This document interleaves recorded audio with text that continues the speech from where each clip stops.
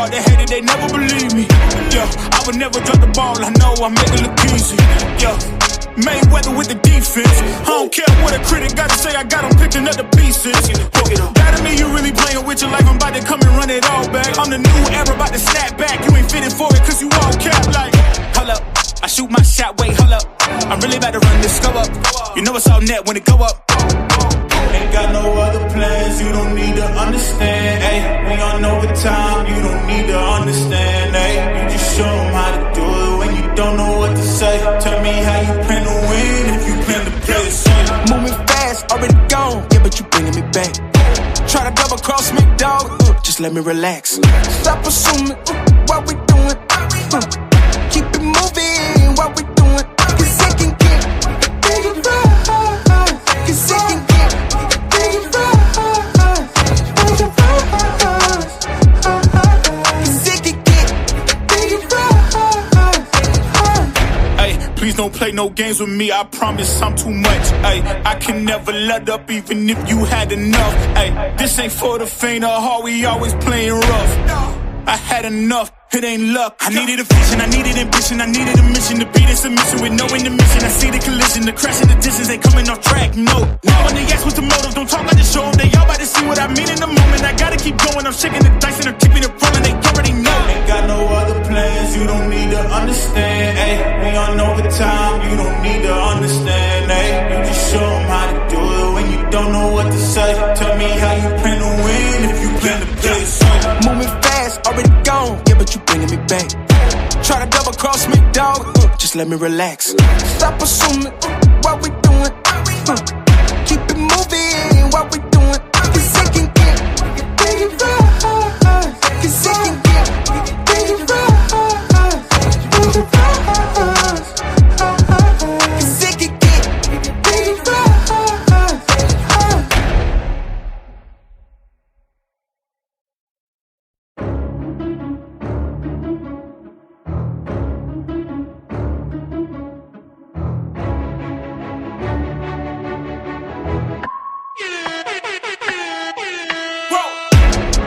Would make it this far, they hate it, they never believe me. Yeah, I would never drop the ball, I know I make it look easy. All right.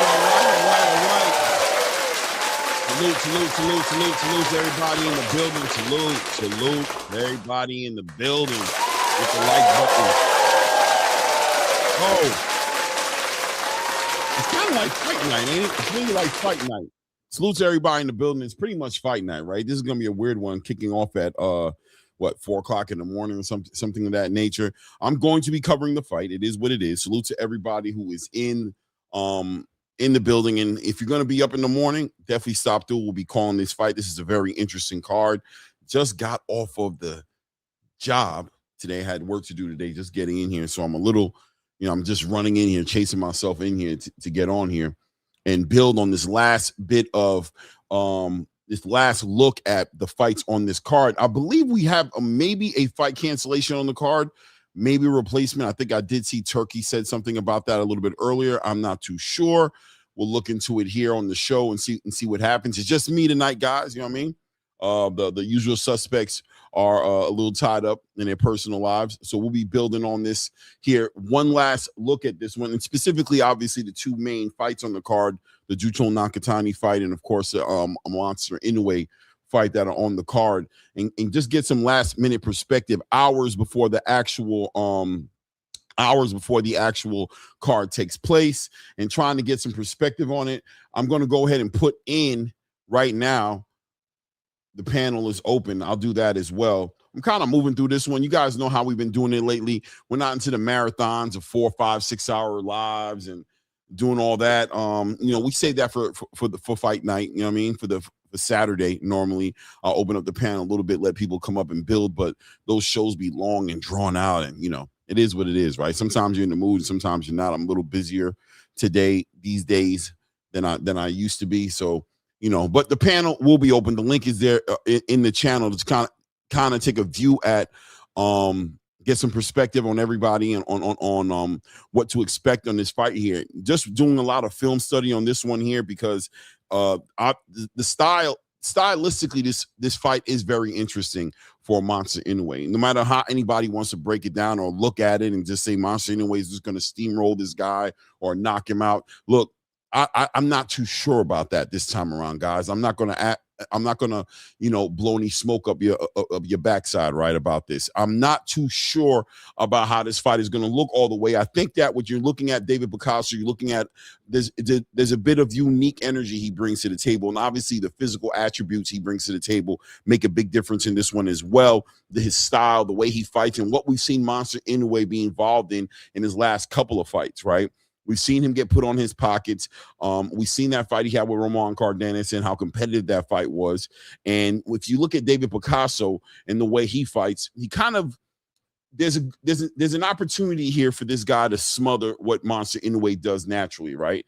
There's an opportunity there for him to do that behind that jab, the way he attacks the body, the way he, generally speaking, an undefeated fighter who's very used to putting his opponents on their back foot. Now, Monster Inoue can do it from the back. He can step forward. He can fight on his front foot, right? He has great athleticism, a great IQ. He knows how to move around the ring. I'm expecting him to at some point or another properly time David Picasso out, right? Start slipping those shots, attacking that body, right? Some straight left hands to the body, you know what I mean? Maybe behind that jab, probably up high, then stab into the body, and then whatever he can break David Picasso down with at that point.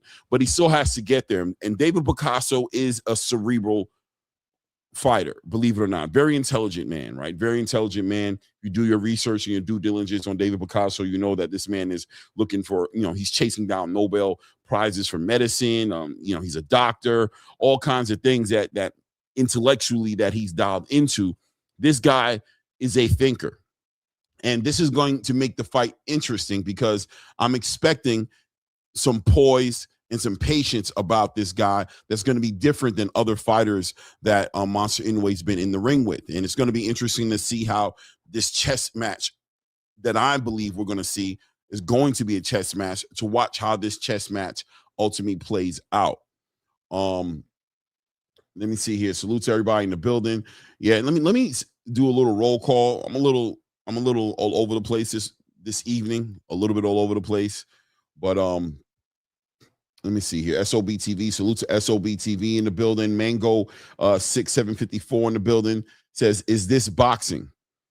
Yeah, this is boxing. I hope I answered the question pretty simply there. Multiverse Gaming 384 in the building says, "Peace to Clay and the family. Looking forward to the live tonight." Oh, for sure. We're going to be calling that fight for sure. Snowy 190 in the building says, "Hi. Hello back at you." Angel FN says, "Hello, be right back. I have a surprise for you." Oh no, Angel. I don't know what that means. So I don't even know if I want the surprise. On the internet, when you hear stuff like that, it gets wicked on here, right? Snowy says, "What are we talking about?" Oh, we got some new people in the building, huh? Who doesn't follow boxing? You guys just kind of stumbled into the room. All right, well, we'll see. Kaizu, Kaizu, not 5-3 in the building. So I'm back. I got a surprise for you. Yeah, okay. Walaikum salam to my Aki in the building, frequent flyer with the salams, man. Salute. Right, guys. So this fight's going to be interesting. You know what I mean? When you look at the way David Picasso approaches this and Monster Inoue, what he likes to do versus, I don't know if we really ever seen Monster Inoue too uncomfortable. Even when he got put on his pockets in those fights, he's always seemed, free-spirited. He's always seemed very free-spirited with the way he's approached the fight, taking his lumps and continued on with his game plan, a very disciplined fighter within himself. But David Picasso, we know, brings that height, brings the reach, and brings a certain pedigree and IQ about him, the way he attacks. Now, he's still a Mexican fighter at the end of the day, and not to put Mexican fighters all underneath the same umbrella, right? Not everybody is the same, but there is a style, there is an approach to boxing that comes with Mexicans, right? With especially Mexicans directly from Mexico. Usually kind of flat-footed at times, a lot of punching, right? Power punching. And they're always looking to make the event, right? And that's what you see common throughout these fighters. Very, very common. David Picasso is no different. I would say one thing he brings is that he works behind that jab and then he brings it to the body, right? He brings it to the body. He likes to stab to the body. He likes to get his opponent on that back foot. And that's what I'm assuming he's going to try to do with Monster Inoue. And some people might feel like it shouldn't be that way, right? Some people might feel like he's going to be in a dangerous position to be pressing Monster Inoue. And maybe he will be. I don't know, right? I can see that being a dangerous situation. But look, what's better? Pushing and putting Monster Inoue on his back foot and applying that pressure, forcing Monster Inoue into being defensive, maybe even, or giving him something to think about? Or do you sit there in a high guard and kind of just try to counterpunch Monster Inoue? Monster Inoue is very sporadic with his cadence. He'll come in he'll start to pop shot you at times, but he'll also, obviously, once he gets inside and he gets comfortable, start breaking out with those combinations. He'll start ripping to the body, coming over the top. You got to watch out. He's a southpaw as well, right? So you got to watch out for that left hand, those left hands that catch you slipping. This is also going to be one of those fights as well, as far as stylistically speaking. The person who usually, the first thing you're going to see in a fight like this is going to be that battle for the jab, the one who's going to control that portion of the fight. I don't see Monster Inoue really trying to do that. If you ask me, he's probably going to be, his jab is probably going to be that straight left hand to the body, right? Hooking to the body, slipping David Picasso's jab, especially if David Picasso becomes aggressive and tries to be first, which if you watch his fights, you'll see that he does that quite often, that he does try to be first. He usually is first. So in many ways, Monster Inoue can find grace in that, right? He can find some confidence in that, because at the end of the day, he doesn't necessarily have to do the work by himself to cross that void. David Picasso may put himself in a position, even though his mission is to control the distance and keep his opponent at bay on that back foot. Inoue can start to time things out. And that's also what David Picasso has to pay attention to in this fight. It's not to just jab for no reason. Not to say, you want to box Monster Inoue when he's fighting, and you want to fight Monster Inoue when he's boxing, right? You want to catch him off guard, and you got to be careful with your cadence, because once he gets that timing down and he gauges that distance and he's able to see shots, if you start telegraphing, for example, and you can start anticipating these shots, well, now you're going to have a complicated situation on your hands, because you're going to have a fighter who's going to be timing you, slipping you, keeping his head off the line, and he has the ability to make you pay badly, right? And also David Picasso coming from 126, right? Coming back down here to fight Monster Inoue. We've got to see how the weight cut treats him. Is he going to be okay? Does that translate well for him? Him doing all that. All these different pieces here. Salute to everybody in the building. Let me see here. Shout out to 2 Cents in the building. 2 Cents says, got to go straight at him and hope you get him before he gets you. Yeah, it might be that, man. Shout out to the spiritual ministry in the building. Salute. Angel. Oh, we got a super chat in the building. Shout out to Angel FN in the building with the $10 holla. Appreciate that, man. Appreciate the support to the channel, man. Thank you, man. Thank you for the color in the chat, man. Thank you. Guys, remember, hit the like button as you're stepping into the building. Of course, make sure you're subscribed to the channel if you haven't done so. We are trying to hit that 3,000 mark before the end of the year. We got about a week to go, right? So let's see if we can make it happen. Go ahead and hit the thumbs up. Hit the subscribe channel. Let's push the channel. Let me see here. The spiritual ministry said the thumbs up. Hit the thumbs up 100%, man. You want to CYA? What does CYA mean? I'm not sure. See ya? I don't know what CYA means. I'm not up to date with all the acronyms and stuff all the time. Sorry. Sorry, right? But that's what's gonna have to happen here for the monster. Well, for David Picasso, really. That's who we're going to be looking at. I think we know what to expect from Monster Inoue and what he normally does. But is David Picasso going to be able to sit there and fight his fight? Because what ends up happening a lot of times is Monster Inoue is also able to pull these fighters into a fight. And when he gets them into those exchanges, that's when he starts punching with you. And that's when it gets kind of diabolical, right? Yeah, cover your ass. No doubt, 2 Sizzle, for sure. 2 Cents, for sure. That's when it gets diabolical for you. So David Allen Picasso, we're going to have to see him in his poise and his patience tonight. I was thinking about the situation and saying, okay, well, David Picasso on the big stage, right? This is definitely going to be the biggest stage he's ever been in. But Riyadh it's kind of a new stage for everybody, right? Like, although Monster Inoue is a star and he's been, he's always been in front of the crowds of people, he understands how to behave himself in that situation.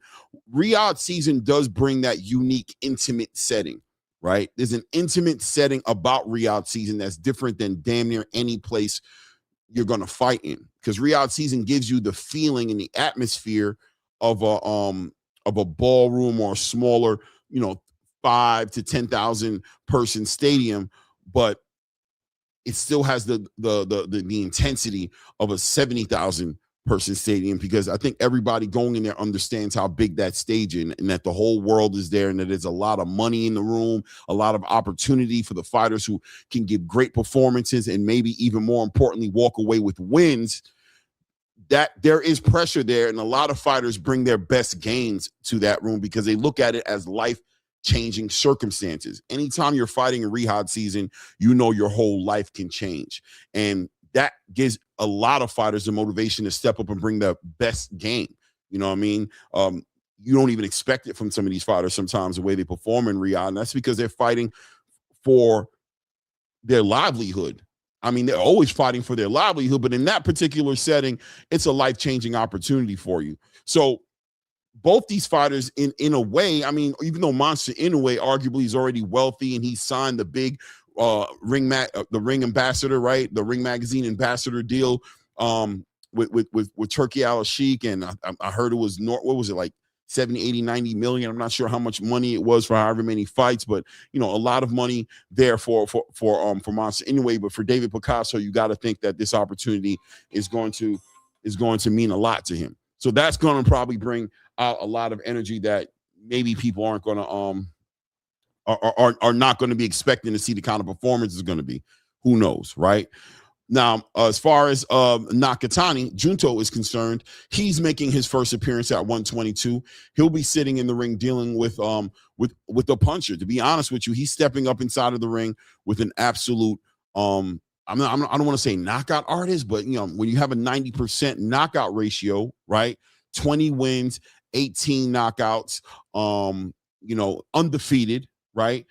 Specifically his last fight he went with an Azat Hovanesian. I hope I'm saying that correct. This fight ended up going an Eastern European, if you didn't expect it, took this guy to the full 10 rounds, right? Took him to the full 10 rounds. And that was about it though, right? What is the other fight that he had that let me see something here. What's the other fight that he had? Because he's had 2 of his fights that's gone to the decision. So which one was it? Was it early? Let's see here. Yeah, in 2021 against Mauro Gutierrez Ochoa. And this was a 4-round fight. So this fight was like, he was on prospect level. So this guy's a puncher. You know what I'm saying? Mexican, coming forward. This fight right here, in my opinion, probably has the elements to be fight of the night. Really does, with the way Nakatani approaches it. This is a young kid, 25 years old. I mean, a young man, however you want to look at 25 years old. Is Nakatani jumping into a situation to where, I don't know, right? Like you saw how Jerome Boots Ennis went up to 154 pounds. I know a lot of people are in disagreement with the way Jerome Boots entered the division, fighting the likes of Usima Lima. But fighters tend to want to acclimate into the division and make sure that everything is going to translate well. The Japanese, the Mexicans, which is also another reason why this card is going to be an exciting card to watch, because both these guys bring it. Both this group of people, both cultures support, exciting fights, putting it on the line. And Nakatani not taking no tune-ups for the most part, and this is a tune-up for him. Then what a tune-up it's going to be. He's going to be in there with a puncher. So is the power going to translate for Nakatani at 122 pounds? I would say probably he will, right? You know what I mean? I would think it translates. But has he been in the ring with a puncher like this before? With somebody who's punching like this particular fighter is? Sebastian Hernandez Reyes is going to be looking for the knockout. He's going to be a flat-footed Mexican-style fighter. He's coming in looking for those opportunities. It's going to give Nakatani opportunities to time him as well and to get in those shootouts that Nakatani does not mind getting into, but might. This one, could it be more? Is he biting off more than he can chew Keep in mind, both Nakatani and Monster Inoue, of course, have the big fight that's supposed to be lined up in May between Junto Nakatani and Monster Inoue, Naoya Inoue. This is supposed to be the big fight. So, they're risking, and you know how Turkey goes. A lot of people would say, like, this is somewhat of a curse, right? These fights that are supposed to happen, and one of the fighters involved in it, they don't win, right? Like Deontay Wilder did, obviously. We saw Ryan Garcia in New York. So a lot on the line here for both these guys. And I think this is going to be interesting because people complain a lot about the Japanese fighters, especially Monster Inoue, getting a lot of the shine that they do, but saying that those lower weight classes, Monster Inoue hasn't had to leave Japan unless he wants to, right? He doesn't have to do it.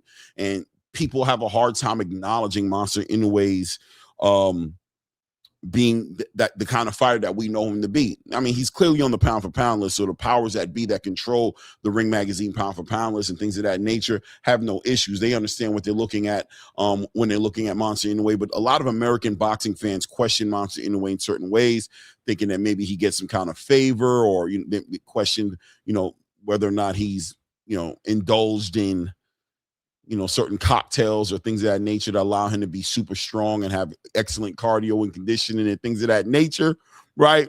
I'm not saying that, of course. To be honest with you, I don't think that's the case.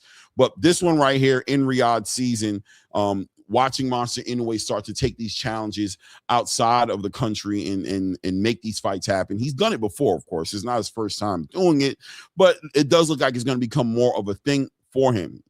And in the background, of course, floating like a ghost over this whole situation, Bam Rodriguez, who's making his move now, finally transitioning, I believe, looking to make a debut at 118 at some point or another, but very close to making a fight with either one of these guys, and Nakatani or Monster Inoue. And I think the space is ready to see something like that, right? When I was up here last time with my guy Angelo Reyes and Ray Davis, we talked about this, right? We talked about Bam Rodriguez and how he's on the verge, on the cusp of doing something special in the space. Gets a lot of respect already on the pound for pound list, but these lower weight classes, once again, not celebrated as much as, they're not celebrated here in the States as much as the 130, 135. That's usually the lowest we go, right? 130, 135, maybe 126, right? Maybe 126, depending on who's there. But 130 and up is usually where we're at as far as American fan base is concerned. Those 14, 15, whatever those weight classes, 112, 118, 122. We generally don't really rate those fighters like that, even though, in my opinion, that's where a lot of the pedigree is in boxing. That's where you're going to see the sweet science. That's when you're going to see the movement. That's when you're going to see the high volume punching, right? You're going to see a lot of great things if you're into boxing when you watch those those little guys, those smaller guys do the work, right? It is what it is. Let me see here what we're looking at here. Monyo, salute Claymore, the Rain Man, no doubt. Salute. Top Dog in the building says, Inoue legit, he beat MJ. Yeah, Inoue is 100% legit. But now the competition, I believe, is going to start stepping up for him, because now there's conversations of Monster Inoue not only, fighting the likes of a Bam Rodriguez, but even going up to 126 and fighting the likes of a Shushu Carrington or Nick Ball, right, or any of those fighters up there doing their things at 126. This is when the game becomes way more competitive and way more risky for Monster Inoue. Now he's starting to really showcase who he is, and I think this fight right here against David Picasso may very well be his first real test into this new world. Take it how you want to take it, right? Take it how you want to take it. I don't want to discredit any of the fights at all that Monster Inoue's ever been in. I think he's a great fighter, pound for pound. I think the eye test doesn't lie. Obviously, a 2-weight class undisputed champion. We're not playing that game, right? We're not going to sit here and take away from who he is. But after a while, he's in his mid-30s. Competition starts stepping up. This is a young, hungry, intelligent, cerebral, tall, long arm reach, very cerebral David Picasso, right? This is a level up in competition, I believe, for Monster Inoue. Or will it be? Maybe that's the big question. Will it actually be a level up in competition for him? Oh, shout out to my guy, man, to the OG in the building, True Media Podcast. Salute, Coach Malachi. Salute. Monyor says, I believe the Shushu should get that fight if the monster moves up. Yeah. I mean, I think it would be great for Shushu to get that fight. Announcements have been made, obviously, right? Announcements have been made on that Ring 6 card, and it looks like that card's going to be crazy. That card is about to be stacked 100%. You can see it. You can smell. I mean, that card is going to be insane. I mean, the return of Keyshawn Davis. If you love boxing, then you miss Keyshawn. I don't care who you are. I know people wanted to sit there and kick Keyshawn's back in because of an incident he had in the back of, not making weight. And, listen, not Keyshawn Davis's best look by any measure, right? But ready to throw him out like the baby with the bathwater for what? I don't know. The boxing space can be very toxic and temperamental at times, but Keyshawn Davis was an up and coming future star in the boxing space. Even when he entertained talking about retirement or talking about the way he looked, obviously he was down and out on the whole outlook on boxing, watching how much ridicule he got. A lot of fighters, especially the great fighters who get celebrated, they find out the truth about boxing on their way down. When they're falling down, you see how the fans move the needle. It's unfortunate, but part of the game as well. You're getting paid a lot of money. You're a star. The standards are so much higher for you and so much more higher expectations for you. When you fall short, people are going to criticize. Some people can be respectful and criticize in a fair way across the board that you should take with a grain of salt and understand that, if you are moving weird, then you're going to get criticized accordingly. But then you have fans who are just looking for a reason to kick you in the back. And I think Keyshawn got enough of that and had to kind of mentally get dialed back in. But I loved watching him on the social media space today really just go off. And you saw how excited he was to have a fight lined up. He'll be fighting Jermaine Ortiz on the undercard of Teofimo Lopez and Shakur Stevenson. I believe it's a co-main event. So like he never left, right? 140 pounds, I believe this is where the fight's going to be, even though rumors have been circulating about him even willing to go up to 147 to fight the likes of Devin Haney. You're seeing a lot of these fighters. And listen, you can give it to the Terrence Crawford situation, right? We can say that Terrence Crawford has blazed a trail for fighters who want to be celebrated at the highest level. Now, understanding that there's a lot of money and legacy, these fighters are looking to make the biggest fights they can make. And it's so funny because after Terrence Crawford gets into it with Mauricio Suleiman and the sanctioning bodies on social media for the world to see, what are you seeing now? You're seeing fighters who are looking to make the biggest fights, and they're not even concerned with the unification and becoming, undisputed and things of that nature. They are chasing down that Ring magazine, and the titles play their role in putting them in that position. But if you look, for example, at the 154-pound rankings on Ring magazine, they have Virgil Ortiz at number 1, someone who doesn't even have a title, right? So take it how you want to take it. Right? Take it how you want to take it. Now you're seeing Shakur Stevenson making this fight with Teofimo Lopez, and look how he's ready to go ahead and vacate that belt when he's done winning that, right? He's not talking about campaigning at 140 and unifying and becoming undisputed. What's the next fight they're talking about afterwards? They're talking about him potentially going up to 147 directly afterwards to fight maybe a Devin Haney or fight a Conor Benn, right? So he's looking for the biggest fights possible. He's looking to make legendary fights happen. And I think that's interesting because there's an argument there to say that these fighters are doing what they're doing and they're trying to and showing you that they're going to be great in spite of the sanctioning body titles. There was a point in time where I would have said the titles matter. And I know a lot of people have been saying things about the titles not mattering for years. Shout out to the Gervonta Tank Davis fans, right? Who hated when we brought up unifications and becoming undisputed and all those things that some of us fans were looking to see him be involved in. I don't know if it was the titles so much that we wanted to see him chase, but we wanted to see him chase his peers. The champions in the division would have been his peers, right? Him being a WBA champion, him fighting other champions would have been him fighting the other people in the division that were calling themselves champions or being called champions to find out who the best was going to be. But to the Gervonta Tank Davis fan base, to their credit, always was pushing forward that the belts don't matter.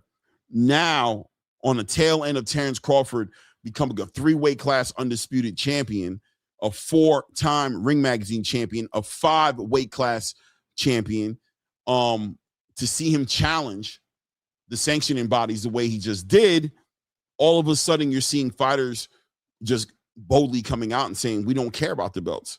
We don't care about the belts at all.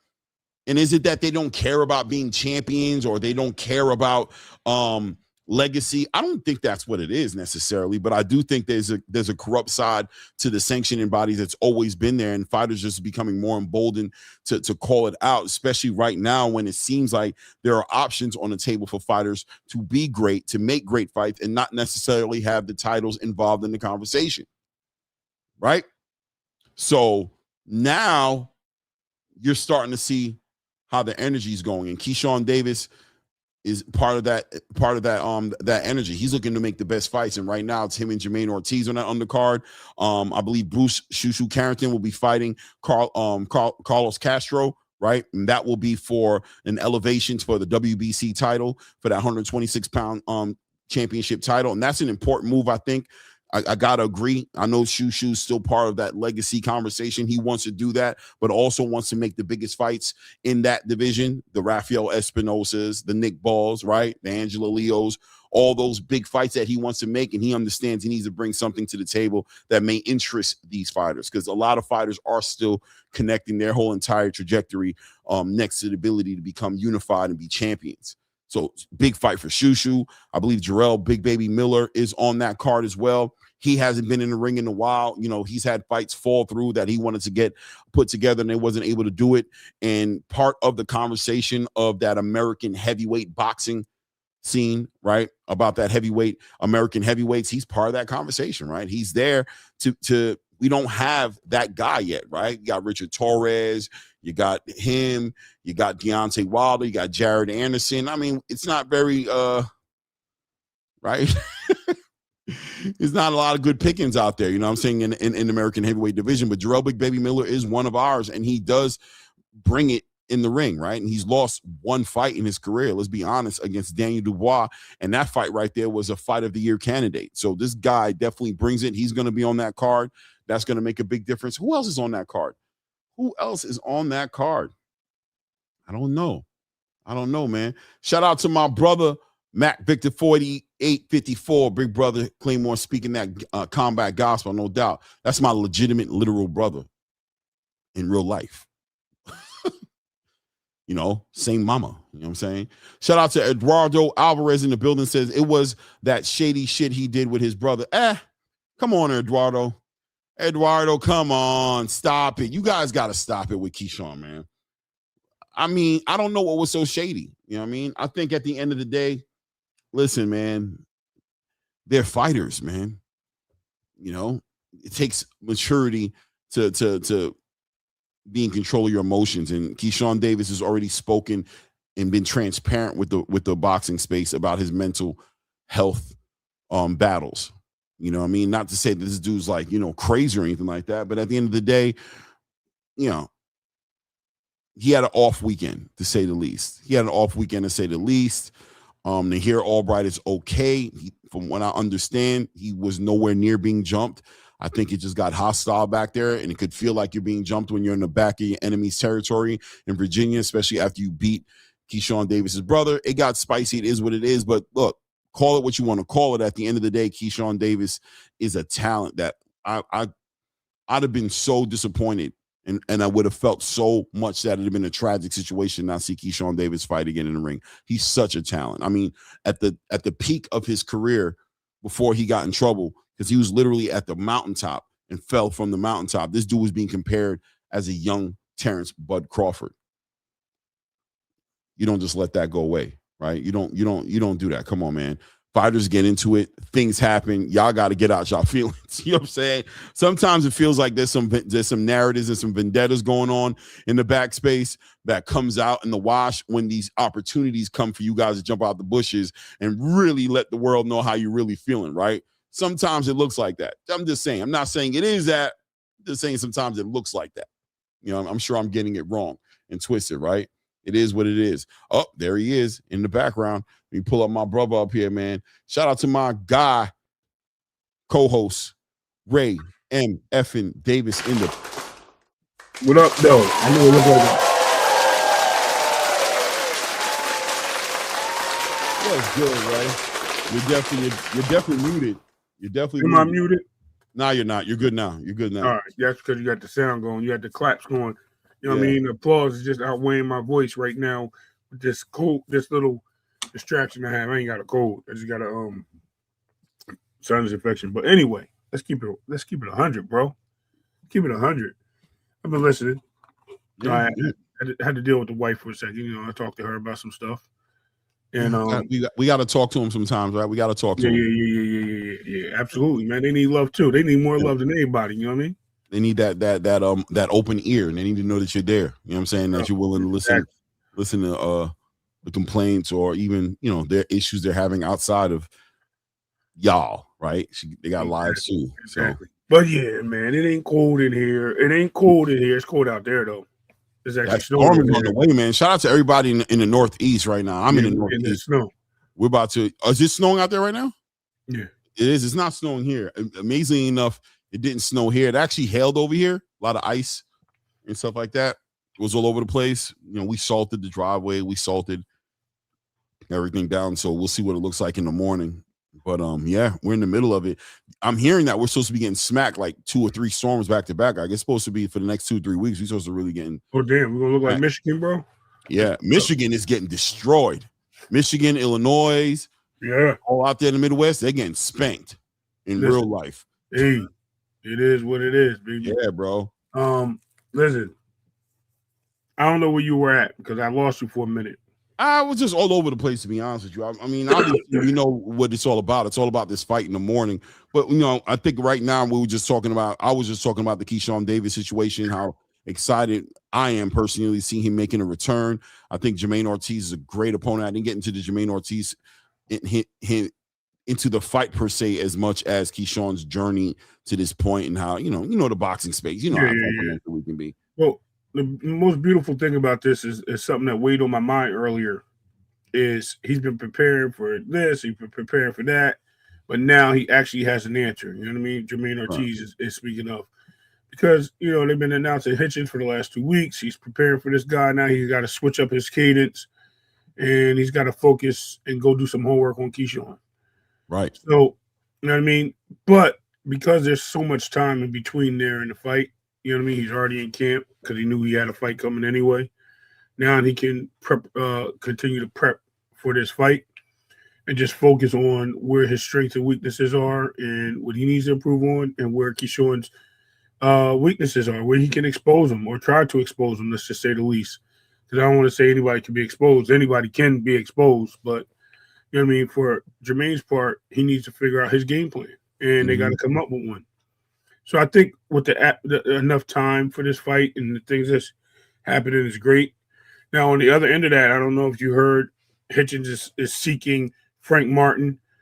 No, I didn't, which is good. Yes. I'm glad because I was definitely going to ask what's up with that because, like you said, that was what the negotiations were supposed to be all about.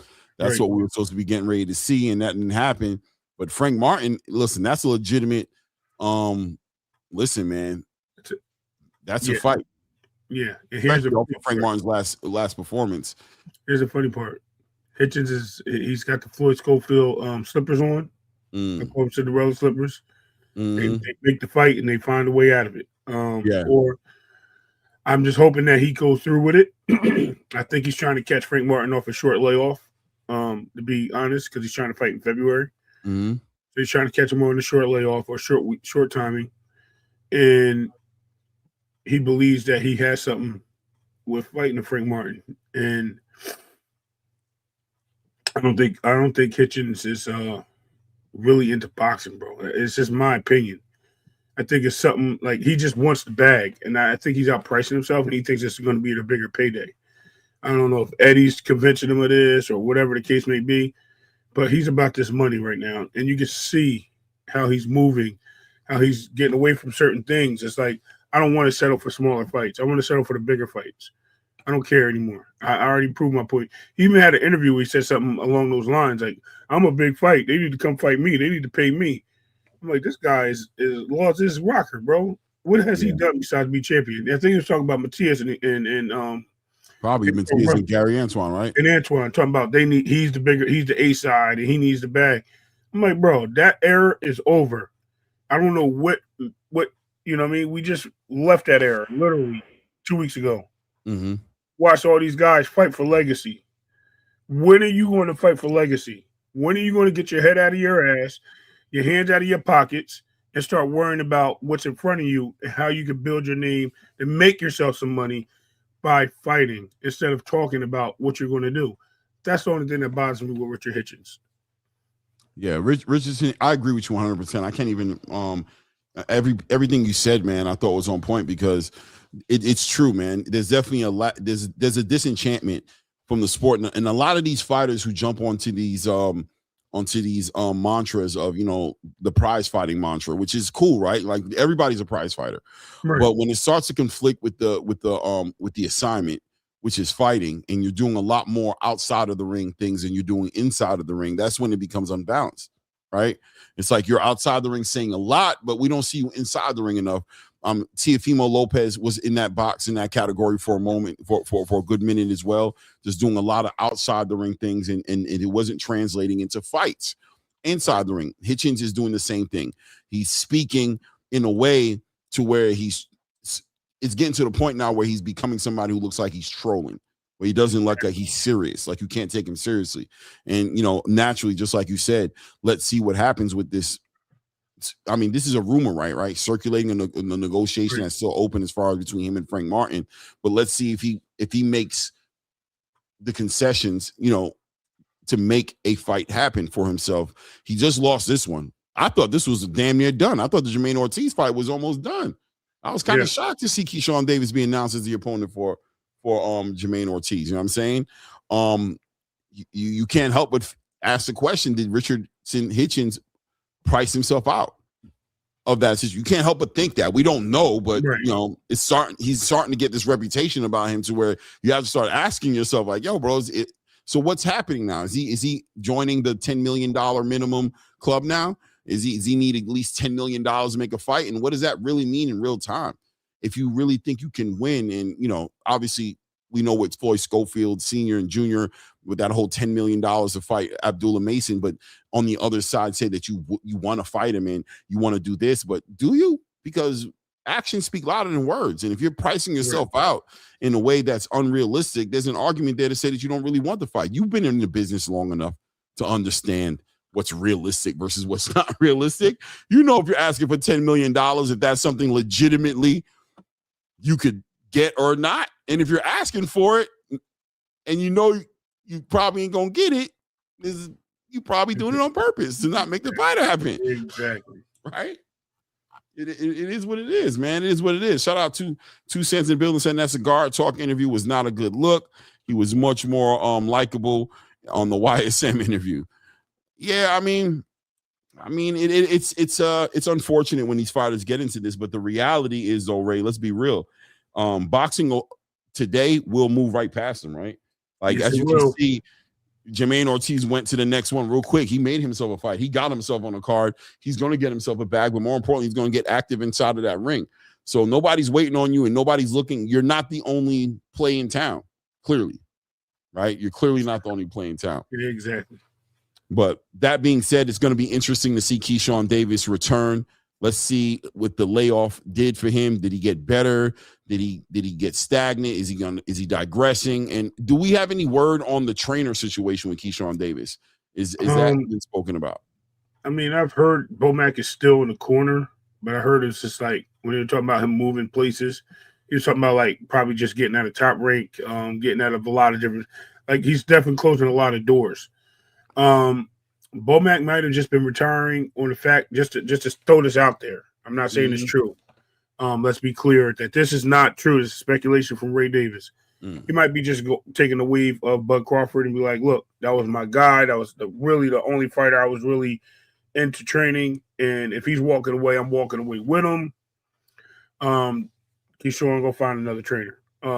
Lester Martinez go find another trainer. You guys can still use my gym, but you can work with this guy, but you're not working with me. Like, I'm done. So I can see that, unless Bomac feels that he still has the need for that. But I was told that Bomac is still in his corner, and that they didn't really break up. They're just more of a he's just getting rid of a lot of dead weight to him. He's training with Ron Sims. There you go. Clay, inside sources say Bomac has some tensions, but it's all up. There you go. Thanks, Just Do. Appreciate that, bro. Because I've heard something different. No doubt, Just. I did hear something different, but I'm glad you clarified that. See? No doubt. I mean, that we're gonna have to see how this new trainer, how they gel. Let's see what ends up happening. Yeah. You know what I mean? Listen, man, it's kind of, for me, it's a little disappointing because I feel like Keyshawn was doing so well with Bomac, to be honest with you. You know, you don't normally see, I mean, usually a fighter has a downfall, loses, or I don't know, you know what I mean? Things of that nature. But this ain't the situation, right? But we don't know what was going on in that camp, obviously going into that fight that he was supposed to have with Edwin De Los Santos, and what the reasoning was behind him actually not making that weight, right? We don't know really what happened. You know what I mean? Right. And see, Just Who says Ron Sims, one of the best in the game. He's in great hands, no doubt. Well, you know, I mean, I'm believing that Keyshawn Davis and his team aren't going to put together nothing. I'm sure Ron Sims checks the boxes. But at the same time, the relationship, the chemistry, right? That's what matters at the end of the day. Well, it comes down to the athlete, right? Mm-hmm. At the end of the day, the trainer can give you the plan. It doesn't matter. A coach is a coach. It's how you perform with the installed lessons that the coach gives you. And are you too big for the coach? He's showing sometimes, excuse me, as a egotistical mindset at times. Mm-hmm. Is he going to be too big for the moment? Is he not? I'm hoping for the best. I hope it works out when you have changes like this. But if he's willing to put in the work, which he showed me he has been, I see nothing but success for him. So, yeah, it's going to be interesting to see him put it together. He's in front of a well experienced, well-rounded, good experience in Jermaine Ortiz. He's been in the ring. He's been in some great fights. He's been in there with T.O. He's been in there with Lomachenko. You know what I'm saying? Mm-hmm. He's been in he's seen some great opponents. He's a fighter who's been looking for that opportunity to get back into the right conversations. He's been moving himself accordingly. So this is a huge opportunity for him on one of the biggest cards of 2026. This card probably is going to set the standard for the year, right? This card is probably going to set the year off and going to be the standard, like, you know what I mean, the measuring stick to a lot of other cards that's going to be going on that year. So to be part of that card and be a co-main event as well, it's a step up for Jermaine Ortiz. I'm expecting him to bring his A game in there. We remember the way he fought Teofimo. He's a little bit more elusive, stayed out the way, boxed. Do you expect him you think he's going to come in the ring with that type of energy towards a Keyshawn? Because Keyshawn is a puncher, a dangerous fighter, man. I don't know. I've seen Jermaine fight multiple ways.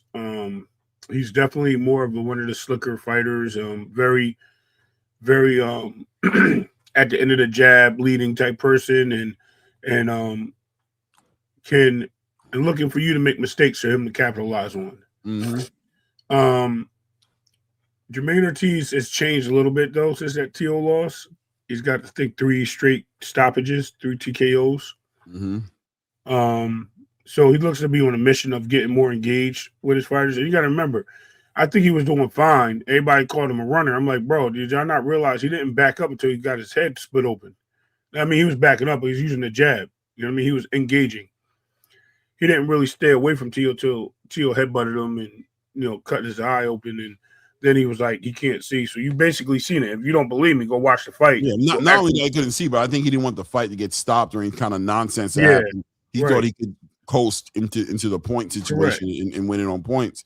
Correct. I agree with you 100%. But I think the big thing with Jermaine Ortiz going that fight, and you tell me if you agree or disagree with it, though, was kind of like where Jermaine Ortiz fell short, even with the Lomachenko fight. People was like, yeah, he wasn't turning it up in the championship rounds.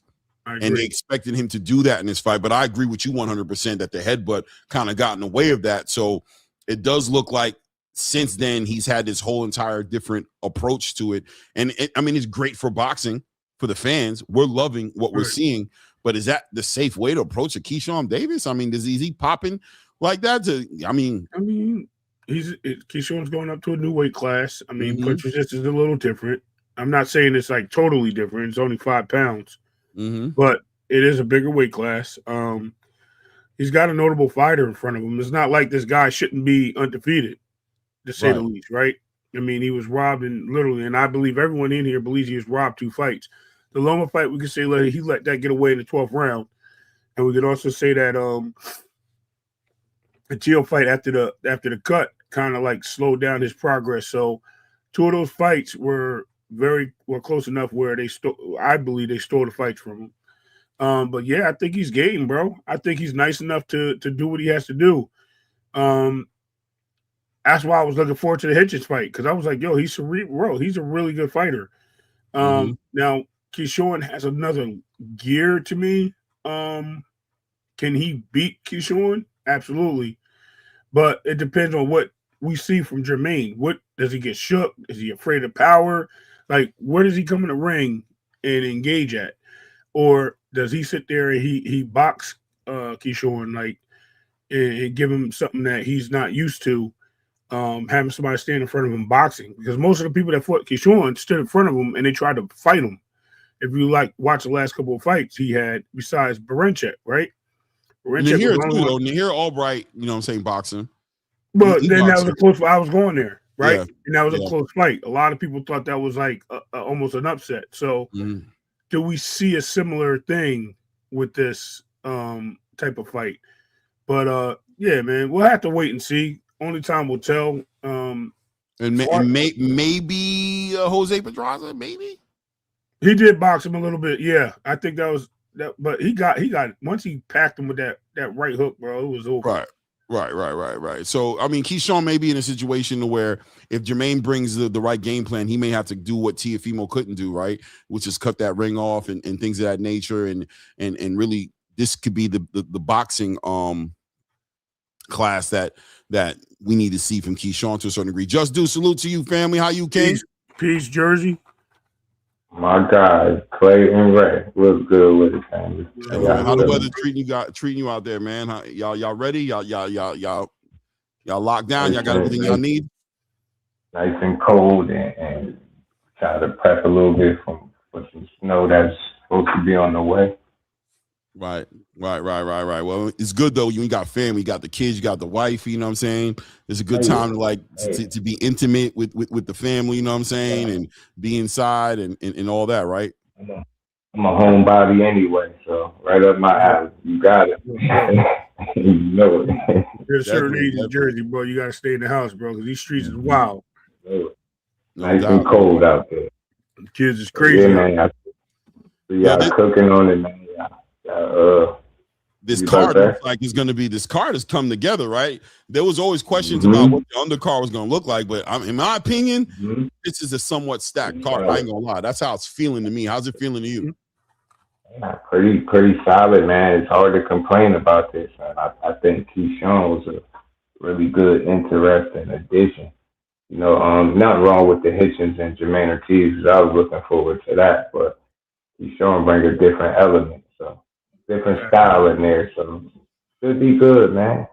I'm looking forward to it, man. Ortiz got a lot of experience, man. Y'all was hitting on a lot of the points and fighting not only Tio but Loma as well. He did both. He fought well in both fights. Loma, I think he just did so well early. I think that mental pressure that Loma just put on you, you got to be on point, and I feel like that mentally fatigued him down the stretch, where Loma kind of stole it from him. Tio, thought he paced himself better. He had a different game plan. You seen what it was. He exploited Tio on that front foot.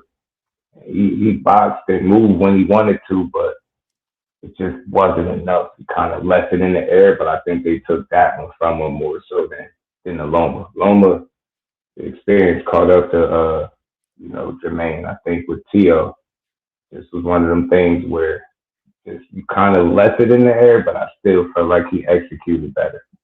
I mean, they took it from him. So it's going to be, interesting to see what approach he takes with Keyshawn, right?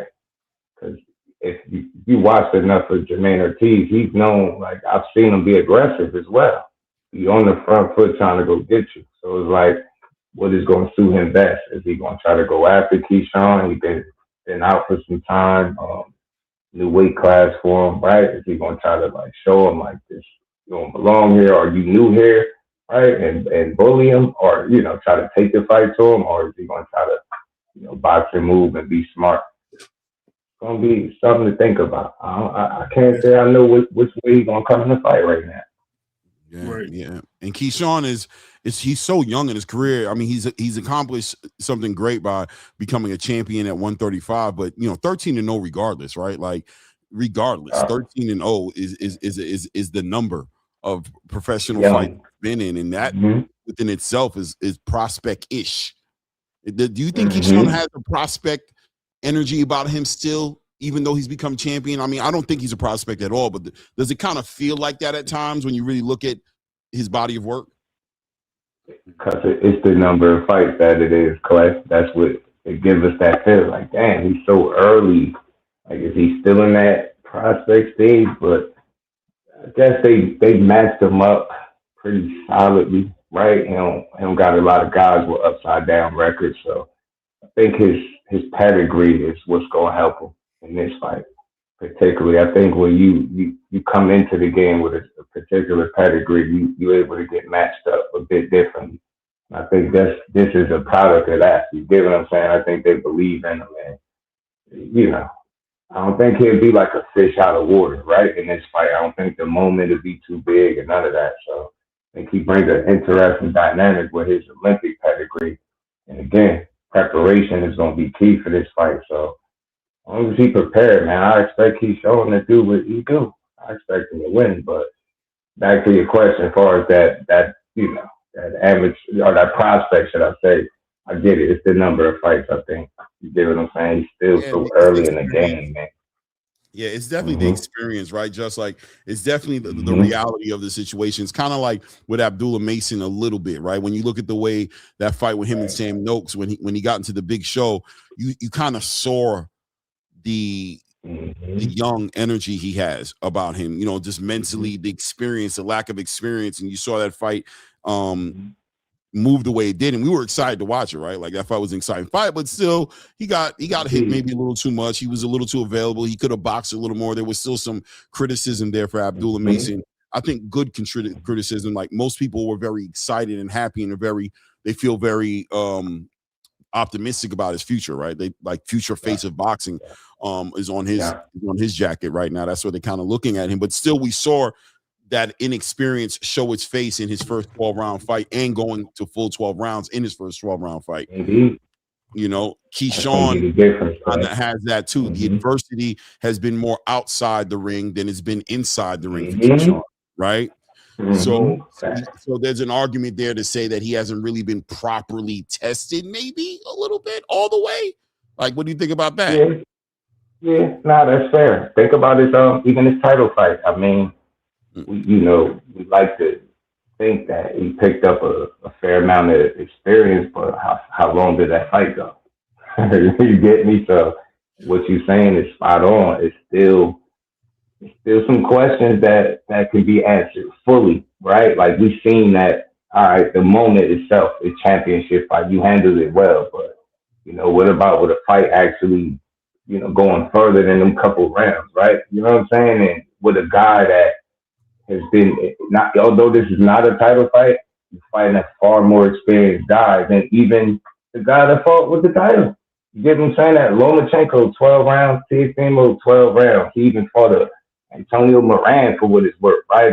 Joseph Adorno, Suleiman Sagawa. Like, he got a lot of experience on his side, Jermaine Ortiz, in terms of like being tested, and he got through a lot of those. The only two that he came up short was obviously Loma and Tio, and then the draw was against, I believe, Adorno. But he's definitely more battle tested than Keyshawn. So what you're saying makes perfect sense. There's still some questions there to, now they have see how far you can get that. They have a common opponent in Nahir Albright, right? There's a common opponent there. And is there an argument, do you think, there to say that Jermaine Ortiz dominated Nahir Albright or fought Nahir Albright better than Keyshawn did, right? Like, what did you think about? I mean, have you had an opportunity to rewatch those? I probably haven't, right? I'm going to rewatch the fights myself, but I mean, the scorecards were it was like a unanimous decision for Jermaine Ortiz. He pretty much outclassed Nahir Albright for 10 rounds. The Keyshawn fight, right? The Keyshawn fight, people were like up in the air. They said that, Keyshawn actually faced some adversity in that, and people kind of feel like maybe it could have went, if it would have went the other way, people wouldn't have been upset, right? If it would have went to Nahir, it'd be like, damn, it was a close fight. So listen, Jermaine is just, I guess to the point, Jermaine is just properly tested. He is the experienced fighter in this situation. Right? He's seasoned. Yeah, he brings that. He brings that pedigree to the table. And this is a real step up for Keyshawn Davis. This is a legitimate step up. Some would argue his first real step up, because Dennis Barrenchuk, you know what I mean? Arguably the best on his resume, you think? Yep. There's an argument to that, right? The best guy he fought to date. It's the experience. Again, Jermaine Ortiz is really a slept-on guy. I said it when I thought it was going to be Hitchens in there. I said the same things. I'm like, this dude fought a nice amount of guy, got that seasoning to him, man. It's really up to him. What approach are you going to bring? Because that's going to tell me everything I need to know about the night. I'm telling you, if you got to mix it up, is what I'm saying. It can't be too much of one thing. I think if he goes on the front foot too heavy, he got that tendency to taper down and back in. That's not going to be good for him. Keyshawn knows how to slow a fight down and go through the gears, so that wouldn't be smart. And you can't afford, like, giving it past. Do you want to go out there and try to move around all night? Because that hasn't worked in your favor. So, him, it's about finding that medium, that balance, bro, between the two. When you need to be, offensive on the front foot, and when you need to back up off. Because, man, with Keyshawn, man, you going to have your hands full. Yeah. He's the type of person who smells blood. He's a closer. He's a 100% closer. Yeah. Like, he if you show if you get hurt, he's not the type to let that go away. He's going to jump on that and close the show up. So you got to be on your game with Keyshawn. He had a fight recently, too, where he's been touched way too much. Ortiz did. He just looked real lackluster. I'm trying to think, was it his last fight? 2 fights ago. In August? One of them. So 1 or 2. You might be right? Right? Yeah, about 2 fights ago, maybe. Yeah. Yomar Alamo in Orlando? Yeah. Alamo. Right. Yep. He came out a little slower and stuff. And a little up and down. Yeah, it was, yes. But I think he ended up getting stoppage with dude. But here's the thing. When you guys mentioned Albright, you got to remember that was a change of Keyshawn Davis. That was to get back in camp and take it more seriously. Let's go get a championship, right? Let's look how close this was. You know what I mean? That was a wake-up call, in my opinion. Jermaine Ortiz, for some reason, hasn't gotten a wake-up call, though he has he got a little page.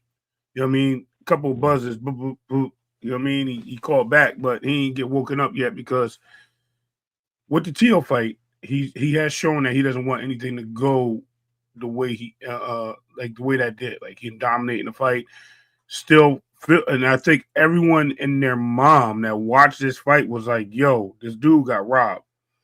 But I don't think he wants that no more. So I think he's putting more instance, like you were saying, more towards stopping the fight. Once the fight goes on, he gets comfortable, pushing the fight. That can be bad with a Keyshawn Davis, to say the least. And he does need to know when to back down, when to use his jab, when to throw feints, because that's what's going to be important. The feints are going to be important for Jermaine Ortiz in this fight. He's got to land something to make him respect the feint, though. But if he doesn't land nothing on Keyshawn to make him respect it, forget about it. Nobody's, once we know there ain't real bullets in there, it's like, come on, bro. Right. That's right. You know what I'm saying? Right. And if you don't And believe then me, they're bluff. You can't point no gun that got fake bullets at it and get my chain. That ain't gonna work. And then they're bluffing all night. Yeah. Right. Gotta put something behind it. Once you shoot at me and I'm looking at my body, I'm like, oh, ain't got no bullets in Right. it? Yeah, bro. We done with the Pace gun. is important too. I wonder with the pace, man, because like I said, you cannot afford to taper down. That has cost him big time in fights. And some of his biggest fights, you've got to find a pace that you can operate at without having those lows in the fight or those like somewhat significant drop offs where you allowing the guy to kind of build momentum on you. You can't keep giving up. Like you get what I'm saying? It got to a point with that Loma fight where you seen it. oh, You good. got tired giving up round after round. You can't do that. You can't do that with Keyshawn, man. You can't put yourself in a hole. You better have an answer for everything he doing, and vice versa. Because it's gonna be a battle of the mind. AKA 2 cents, 2 sizzle with the facts here. Jermaine is a switch hitter. He absolutely is. He can fight both unorthodox and orthodox. So, I mean, that helps him a little bit. And he's dominant. I think he was dominant. Then he hurt his hand in one fight. He switched up and was like, I think that was a Loma fight, right? He switched up. Oh, no, that was T.O. And he was like killing T.O. with the fighting from the left side of the ring. Remember, he came out and everybody thought he was going to fight orthodox, and he fought most of that fight against T.O. at Southpaw. Yeah, I think he has the ability for sure to give Keyshawn the looks. Yes. And that's going to make Keyshawn have to adjust and maybe make it to where Keyshawn's not as comfortable as he can be. He's smart, man. Like I said, that experience he's had against real high level fighters, against just the actual Lomachenko and the Teofimo fight alone, those 24 rounds are so valuable. Such a part of his DNA of who he is now as a fighter. Keyshawn hasn't had those fights that have forced him to develop. I mean, we've seen him adjust. I think 2024 was like his year. I think he was in comeback of the fighter year conversation. Coming back from what happened with him in the here Albright and him having that fight turn to a no contest, and the 3 fights he had that year, he made a huge comeback that year. He was right in the same conversation that year as Daniel Dubois, right? A lot of these guys who just made a resurgence back into the space, but beating up a Jose Pedraza, who was long in the tooth and probably not supposed to be fighting at 135 anymore, beating up a Miguel Modueno, who nobody really heard of like that, but still a great fight. You know what I'm saying? Getting in the ring and stopping our boy who? Gustavo Lamos. Yes, Gustavo Lemos, right. And then obviously closing the year out, or opening the year in 2025, he closed the year out with the Dennis Baranchek fight and became champion. That was a great storyline, right? But none of those fighters are what Jermaine Ortiz is bringing to the ring. I think this is the fight that's going to make a difference. I think he brings, like, he got some offense. He got really good feet too. Like, it's just about not overusing them. If that's the thing, right? Like, where you just too fleet of foot, where you're not engaging. You don't want that, because he was accused of running against T.O. Not from the Lopez camp, but some of the commentators and different analysts, they accused him of running. That's what he want to avoid. That pit bull where you doing excessive movement and not enough engagement. You want to mix it up well. I know he's capable, but let's see what Jermaine Ortiz, because you got to be motivated, bro. Like, think about what a win could do for him. Especially on you know what I'm saying right now. Card. Right? You beat Keyshawn, you scarred his record first officially. Man, you in the game for real, man. I think opportunities are really open up for him after that. So you gotta be motivated. So I just hope we can see that, because I'm a true supporter of these dudes. The more he pushed, the better we gonna see from Keyshawn. The more answers we're gonna get. I want to see how good he is. I hear some real crazy stories, fellas, like real positive, like, and I know it be gym stories, but it's a consistency to these stories that make you really want to see it under the lights. These people can't be lying to me. Like, they can't be lying about it. They like, bro, the dude is special. And you got bigger guys, like the best sparring that work there ever got from Keyshawn, and they talk about his IQ and his poise and his patience. And we've seen it, but I just want to keep seeing it, and I want to see the best Jermaine Ortiz, so I can see just how good Keyshawn Davis is. I can't wait to see this fight. I'm glad you said that too, because if for some reason Jermaine Ortiz does win, this sets up another potential fight that he's been asking for since 135. And your boy, my boy, our own Jersey's own, Shakur Stevenson, who may want to go get that back for his brother, in other words.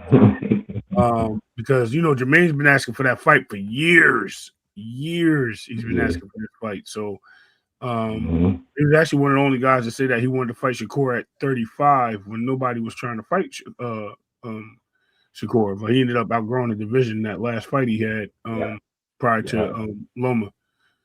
But it is what it is, bro. Like, this is hands down, this is what it is. And I think, like you said, Keyshawn has shown growth in the game. He is, to me, obviously the trash talk is a trash talk. And if you let somebody get to you for trash talking, you already lost. And Keyshawn is a trash talker, and he gets to people. So with that being said, that's line one. If you can get past line one, then we go to line two. That's getting in the ring and taking a punch from Keyshawn. If you can take his punch, same thing. He can take your punch, and we got to fight. If one of you guys move backwards and the other person sees it, it's probably going to go the way that we see it, and as you guys feel it. So it's a good fight, great on paper. We have to wait and see how it looks in the ring. Obviously, I think we're all on the same page of that. And ultimately, what do you think about, Clay? I hope you don't mind. What do you think about the potential Hitchens and Frank Martin fight? Well, just to add to that, that's something that L-Dub threw out there. And he like a little damn Nostradamus, so he just be throwing shit out there, and not just throwing shit out there. He'll throw suggestions out there, and then things will come to fruition. But he did say this would be the perfect time, and it would be, bro. Like, look, people need fights. Hitchens did say that with some miscommunication, did sign for Jermaine, so it kind of fell out. But he said no worries. Said he will be announcing another opponent soon, a better one. So he will be defending his title, and I'm like, a better one. And remember what EJ said.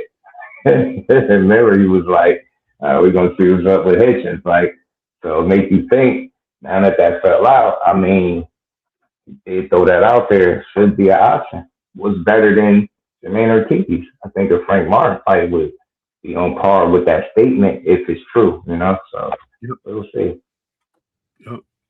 Yeah, I think that's an interesting situation. I don't know what Hitchens is so hit or miss with him, and I don't know, man. This fight right here is going to be. This is a very athletic.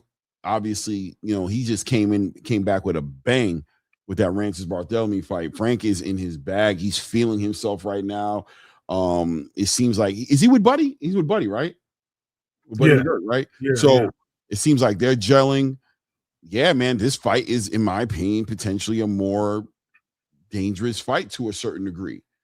I mean, Keyshawn is a dangerous fight, but at least Keyshawn was coming up in weight. Keyshawn was on the hiatus. Keyshawn has the new trainers. He had all these. He's only 13 fights into his professional career. You guys have been in the ring with each other sparring. It seems like that fight would have been a little bit more easier for Hitchens to approach. This one, Frank Martin, I mean, the ghost is, I mean, people could take that Tank Davis performance and make that the end all be all. But I think we know the truth, right? And we know the truth behind it. How good did he do in that fight, Clay? He did very well for that gas, start running off that quarter tank. Literally, he did phenomenal. I went back and watched it more recently. That's why I'm saying it the way I'm saying it. Like, while he was fresh, but I noticed Tank started slipping like single body shots. And it was a sequence where he kind of pivoted, but he didn't get away. And I knew he was in some trouble. I was like, Tank done caught up to him.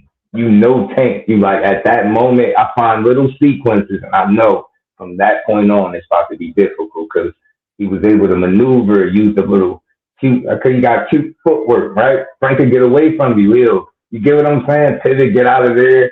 But he did it and he tried to get away, and Tank still got to the body. And I was like, I knew that was going to start to be the beginning of the end. But Especially making until that point, that hydration. Yeah, the yeah, he was hydration cooked. too. He was weak. He had cotton mouth and he don't even smoke. Think about it. Yeah, cotton. Frank don't smoke. Mm-hmm. Yeah, that was a timing fight. That was that was a bad timing. I think it was a time where he was ready to transition. His body was growing. He was ready to move on, and obviously the nerves were on 10 going into a fight that big against a puncher like Gervonta Tank Davis, and he probably looks back at that fight 100 times and knows that he would never fight that way. He probably feels like he could have done a way better job than what he did. And I'd co-sign him on that. I'm like, yeah, bro, I think he probably could have done way better than what he did. So can't cry over spilled milk, but if that has future fighters thinking like they have the code or something, you know what I'm saying? Like, oh, he didn't expose it. No, I don't think that's Tank a special breed, respectfully, that experience. You could tell he fought in a way where he knew. And that's he fought in high guard, just walking to him. I was like, Tank knows what's up. Come on, the whole can you drink water?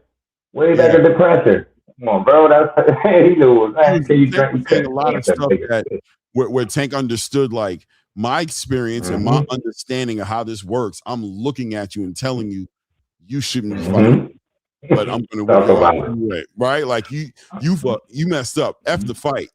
Everything outside of this fight is looking bad for you. So you can't come in the ring with me half-assed, bro. You about to pay ultimate price. But hey, you about to get some money, and you're gonna be okay afterwards, though. But I'm gonna put these hands on you for the love of the sport that I'm in, and for the, get this crowd going.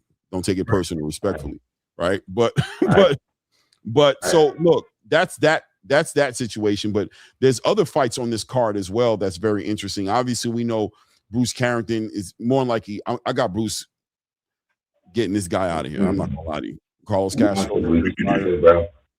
I think Bruce is gonna do him dirty. I ain't gonna lie to you. But then you also got Carlos Adames, who's gonna be defending his title on there against Ammo Williams, is gonna be on this card. Yeah, I seen that. Right? That's a great fight as well. Obviously, Big Baby Miller is also gonna be on the card. Man, this card is looking like it's gonna be a great card, bro. And nobody. What y'all think about? Did y'all talk about Ammo and Adames, or how tough of a fight y'all think Ammo got coming? That's a tough one. Yeah, I don't know where I'm at with that one yet. Iron sharpens iron is what I'm going to say to that fight. It's funny. I don't like the triangle theory much, but they got a common opponent. But outside of that, Thomas is an interesting guy. Ammo is gonna have to be.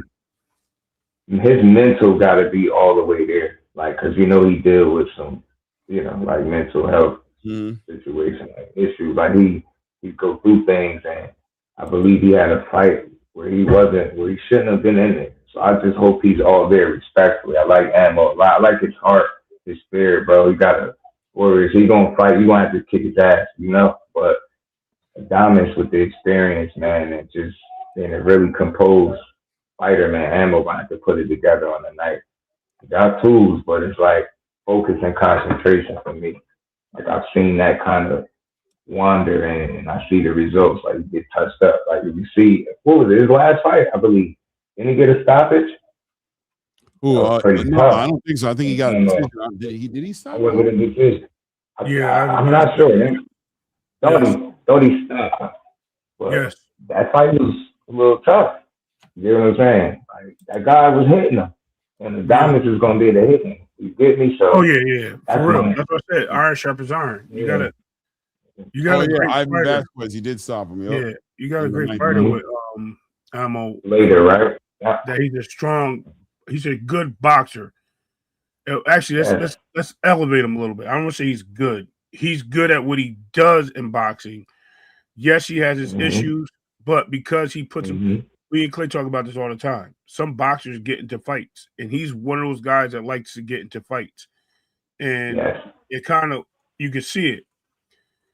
Adames is not going to get into a fight with him. He's going to take the fight to him, but he's not going to get into a fight with him. So I do see Adames walking out here with a victory, but I do see the challenge coming from Emma Williams.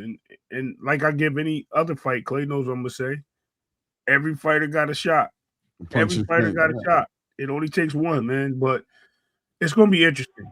If he's a little bigger than Adames, he's probably a little bit more got a little bit more, in my opinion, just an opinion. I think he has probably a little better punch resistance, to say the least. But we'll see. And I'm saying like Adames, I've never seen Adames get hooked or hurt by anybody, so I can't say what resistance he has. But I've seen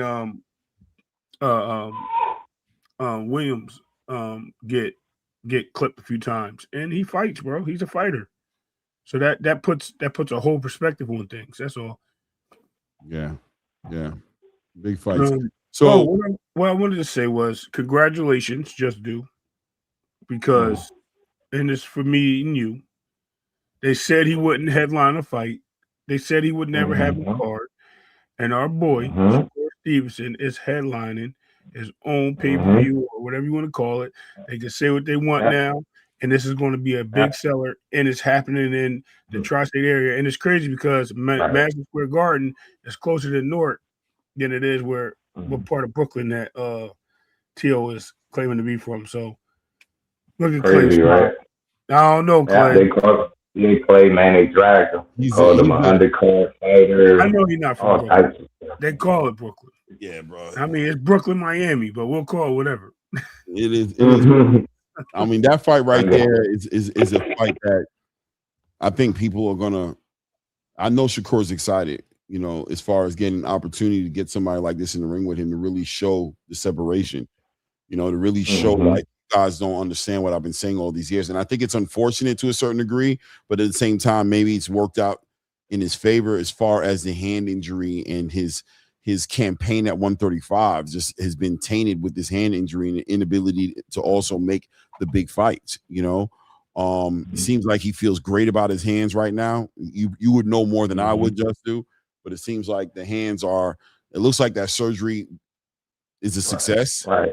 You know what I'm saying?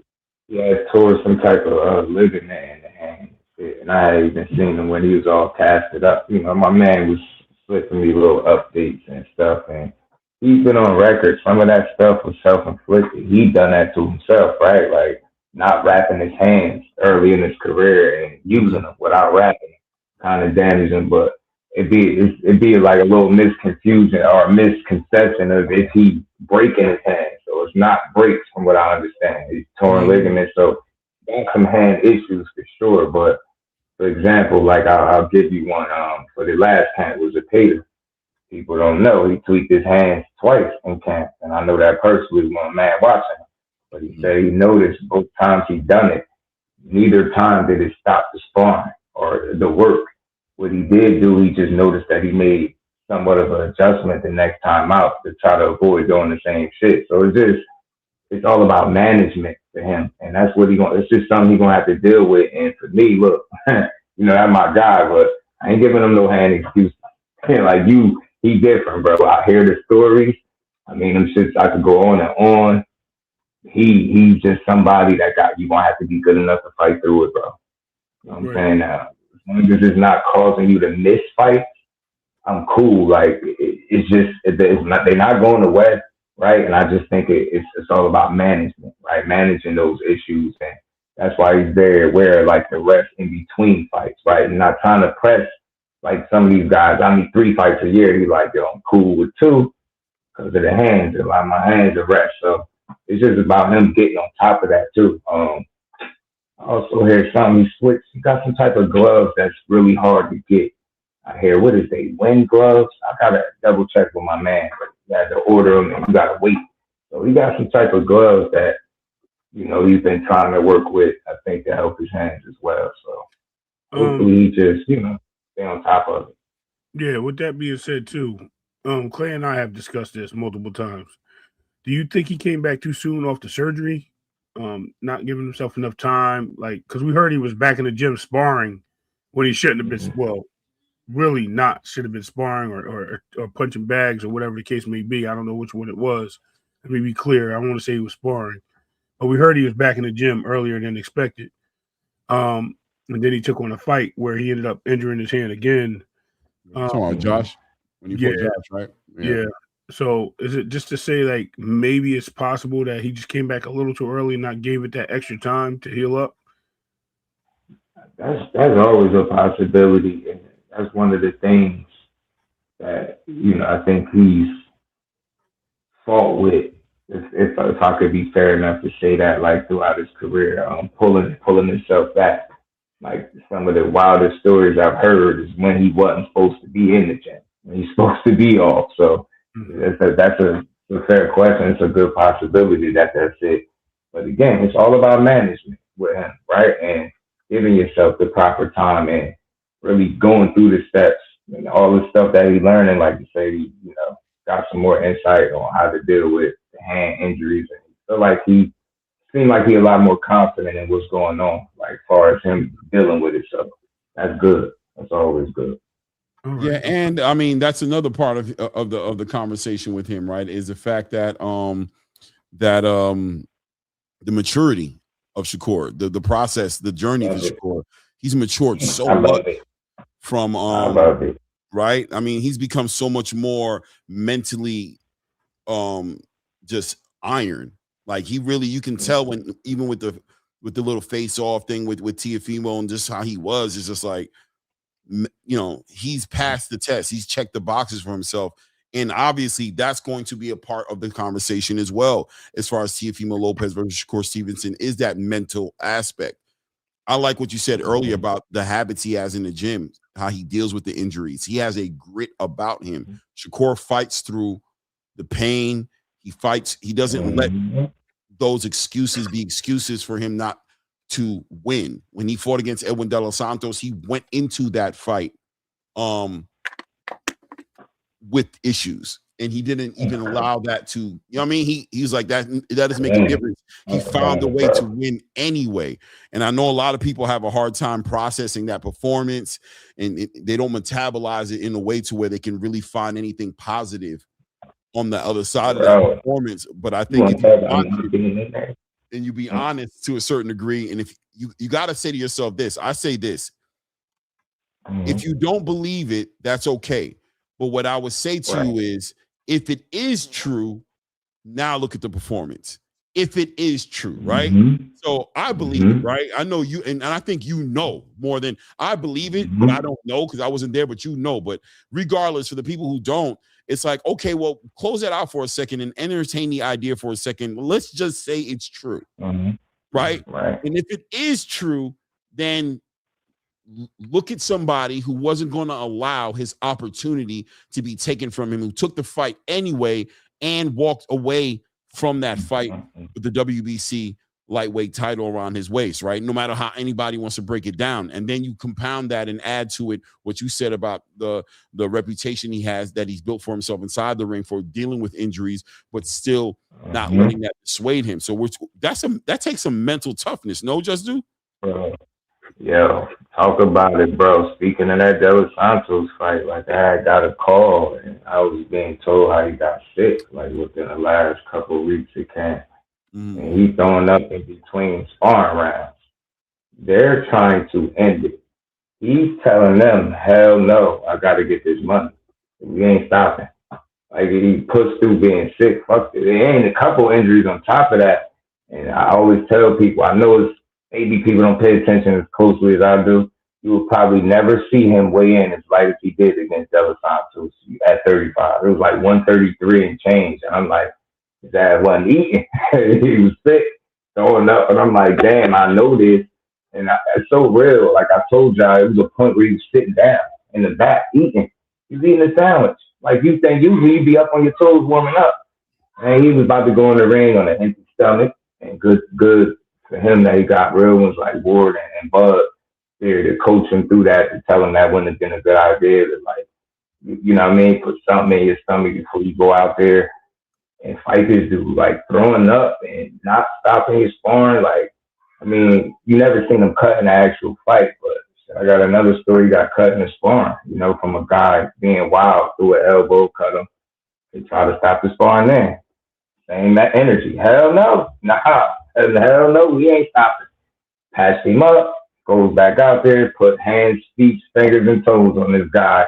Made him go outside the ring. Dude ain't even take the wraps off his hands. Collected his belongings. Exited the gym without saying nothing. Got the hands put on him. So that man, like I'm hearing it not like second, third hand. I'm hearing it from somebody that's watching it. You get what I'm saying? And it was a person that wasn't a detractor, but wasn't sold. He was like, this dude, not what they saying. Like, he got the smile, he got the look, he's talented. Right. He said that shit all changed with being able to watch him. He said, like, you almost think he the biggest advocate of him, but he's just telling you in all honesty what he's seen. And he tell me on a regular basis, like, that dude is not normal.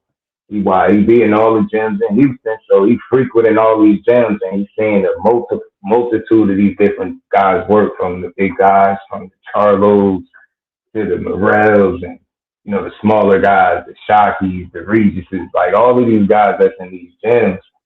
And he, like, by far the most different shit he's seen has come from Shakur. And I think the time that changed him was when he sparred Marquise. Marquise operating at like 54 or 60. This dude arguably 160 plus pounds. Of course, for him on a day he ain't belong in the gym.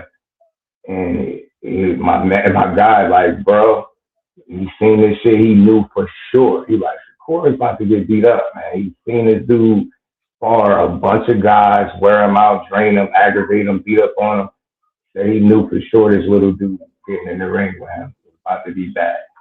He said a few rounds into that shit, he just couldn't believe what he was seeing. Like, how the fuck ain't he getting beat up by this big ass dude, and he's choosing to fight him to the point where dude's still in his moves in the ring. Like, shit, tell me, I can go on and on about these stories, but the good thing about it is it's somebody that's right there watching this shit, that wasn't a believer, that, he just reassures what I already been told, and feel like I know since day one. He validated with them stories. So a fight like with T.O., if T.O. beats him, T.O. is just going to be better than him. That y'all can assure.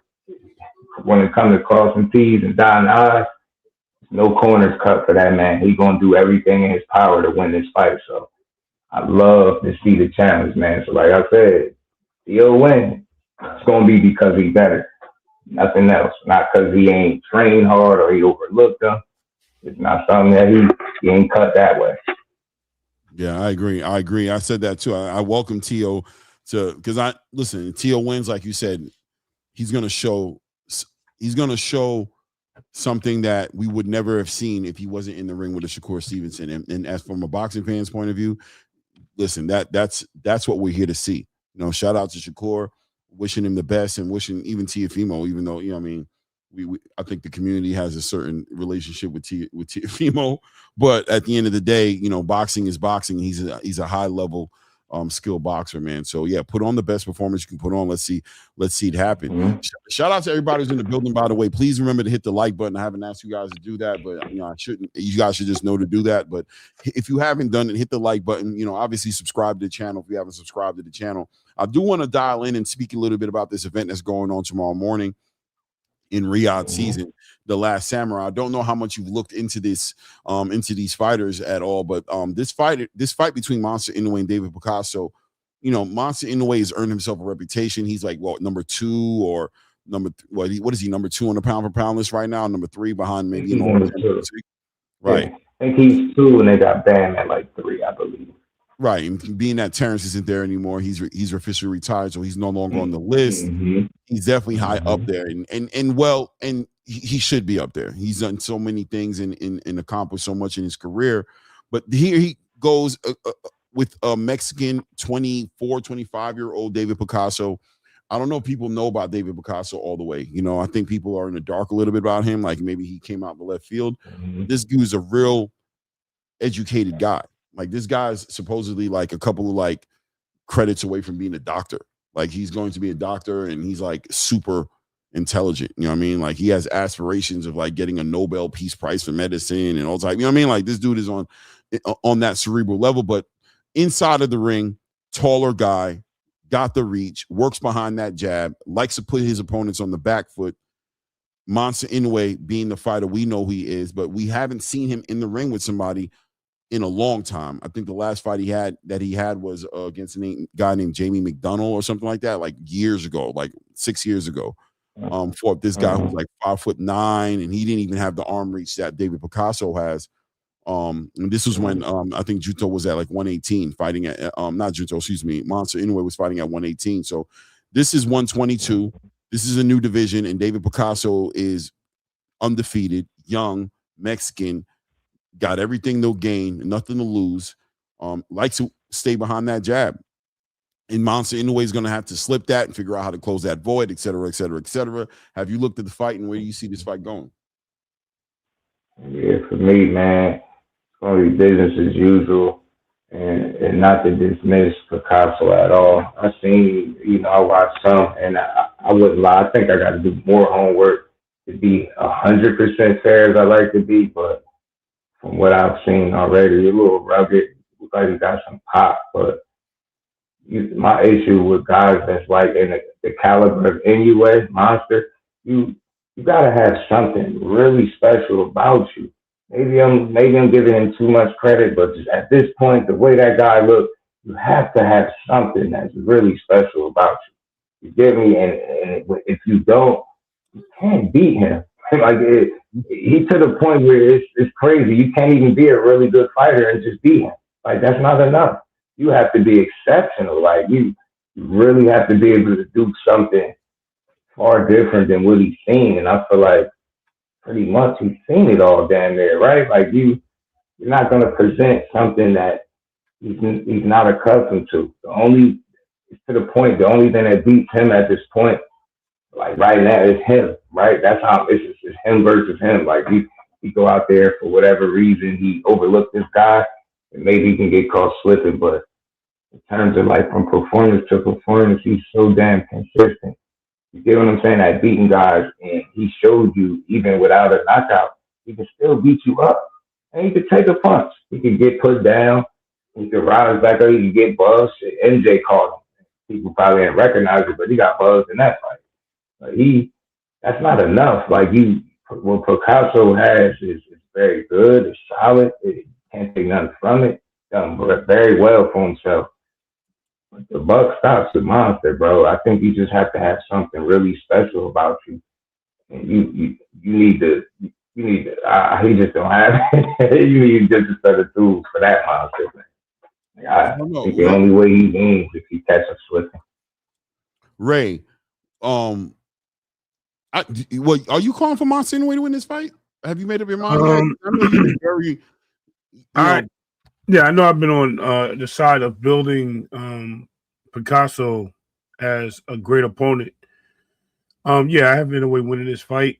I think it's going to be tough and a strong potential upset. Strong potential. And the only reason being is because of the elements that are presented in this fight by Picasso. Yeah, the physical. You think it's a physical? Right. He's going to bring the fight to him. He's going to be strong. And he has a puncher's bro. He's got a KO history, bro. So he's not a slouch. And he's a number 2 fighter in that division. Like he's really that good. He's really that guy. A lot of people are going to look past it because they don't know who he is. They're going to look past it because, he's young. This guy's claiming to take the throne from Canelo, bro. He's talking about the torch of Mexico being put on his shoulders. So speak with talks like that. That says a lot, especially him. And he's tall, bro. I mean, he's like, what is like 5'8"? He's like 5'8", and it does seem like the country's behind him. Yeah, it does seem like they're very. A lot of people are very optimistic about his chances of winning this fight. I also think that just to add to what you're saying, and I think this is what the thing more than anything makes it so weird for you to kind of be like, we can't count this dude out, is that he has poise and he has some discipline about him. And although he gets baited into firefights from time to time, for the most part, he works very well behind that jab. He has decent timing. Monster Inoue has been known to take chances. You know, Correct. he pushes the fight. He doesn't want the fight to go the distance. He pushes in. I think there's opportunities in there for David Picasso to capitalize and do something significant. And the question I think is when, not if, when David Picasso connects with that shot, how does Monster Inoue take the shot? Exactly. If he can hurt Monster Inoue, this fight can go the other way, I think, real quick. This is about Monster Inoue dealing with what David Picasso brings. He attacks the body very frequently. He's a big body puncher, David Picasso is. I mean, he hooks right, left to the body. He stabs to the body. He uses his leading hand to hit the body. I mean, he hits the body enough to where his feints are you can count on the feints. You bite on the feints with him because he makes you, like we talked about earlier, he's going to hit him with something significant, and he's going to start using all those all that respect he's gained in those rounds to put together some offensive, like he's going to rain on Inoue at times, and Inoue is going to have to be in that high guard, move, use his angles. He's going to have to attack the body himself. That's what I expect Monster Inoue to do as well, is attack that body, get up, slip, keep his head off the line, slip underneath those, underneath that lead hand, and find his way inside. But make no confusion about it. David Picasso is going to be trying to push Naoya Inoue on his back foot. He's going to stab him. He uses that lead hand to stab the body, to, you know what I mean, heavy, stiff jabs. He wants you to go in a certain direction. And if Monster Inoue is stubborn, it can go bad, I think. See Nakatani Loma. Say it again. Nakatani versus Loma. I see the fight. See this fight playing out like that. Very, very disciplined. Naoya, I can't say his name because my voice is messed up. Anyway, being the Loma of this fight, using the angles, like you said, being the matrix in this fight, using his speed to get around the threats that Picasso will bring, just like Nakatani. He had a lot of frustration he could have brought to Lomachenko. Lomachenko was able to figure him out, and I think that's how this fight goes. I don't know if you realize, like, that was a tall opponent for Loma, so that's why it brings me to a lot of points of making that comparison. And Nakatani was a strong puncher too, as well. So a lot of people sleep on that, but you know, wait and see. What's the fight is there a fight on here that's not happening now? Somebody got injured, right? Shushu? No. I'm sorry, not Shushu. That was sorry, excuse me. I'm in the wrong card. Hold on. Let me get to that card. There's a fight that I saw Turkey Al-Sheikh posted on his social media saying that one of the fighters got injured and he has to get a replacement for him. Well, Garcia's still on. Is this the Wimbaldo Garcia Perez? Who was Kenshiro Taraji supposed to be fighting? He's supposed to be fighting Garcia Perez. It was announced. Okay. Okay, so I think it's not the what's the name brother, right? No, Ryu Tsutsumi is he got pulled off the card. But that was a while ago. He got pulled off. Is it Kenshiro? Kenshiro, you talking about the dude that's off this card, right? Yeah. The morning card, the Inoue card. Yeah. Yeah, it's Kenshiro something, ain't it? Kenshiro Taraji? No, don't say that. Yeah, I think it's him. Yeah, no, I can double check for you right now, but I think it's him. I'm looking at the update. I think it is this Taraji kid. That is a big fight, man. Yeah. I could have sworn my guy shout out to Eldo. I think he's the one that told me that. Yeah, and that's the fight because I've seen him fight maybe once or twice, possibly, and I like what I've seen from him. There's no updates on the related news. Let me look at the news to this. Hold on. I can double check for him and definitely drop it in the DM for you and let you know for sure. I'm looking right now. Yeah, I think I think that's the one that was off because he said instead of 4 o'clock, he said the card was starting at 5 because of that fight was off. Oh, it's not off due to Garcia. No. The fight. Kinshiro's still fighting. Yeah, they're fighting. It's a weight issue. It's a weight issue, but they're still fighting. No. Well, Baldo Garcia's been pulled out of the fight because he's been hospitalized from an illness, probably from cutting the weight. Oh. Gotcha. It looks like Charlie Edwards is being asked to step in. All right, but Kenshiro is in the building. He's trying to make a fight happen, and Turkey's trying to still make the fight happen. Gotcha. Make a fight happen for him. So, I mean, more importantly, I wanted to see Kenshiro perform. I think he's a great. I just sent a little text out to see what my guy just to confirm what he said. Sure. He wants his ice cream, bro. Salute round one. What's good, King? I see that. Homie in the building. Yeah. Round one probably knows the story behind that because he follows that weight class pretty, he follows it heavy. I should check let me check my IG because if anything, Angelo probably sent me something too. Big fight that's supposed to be lined up in May between Junto Nakatani. I don't know how that happened. Don't worry about it. I was older. What the fuck is that? Me? Am I listening? Yeah. Yeah. That was you.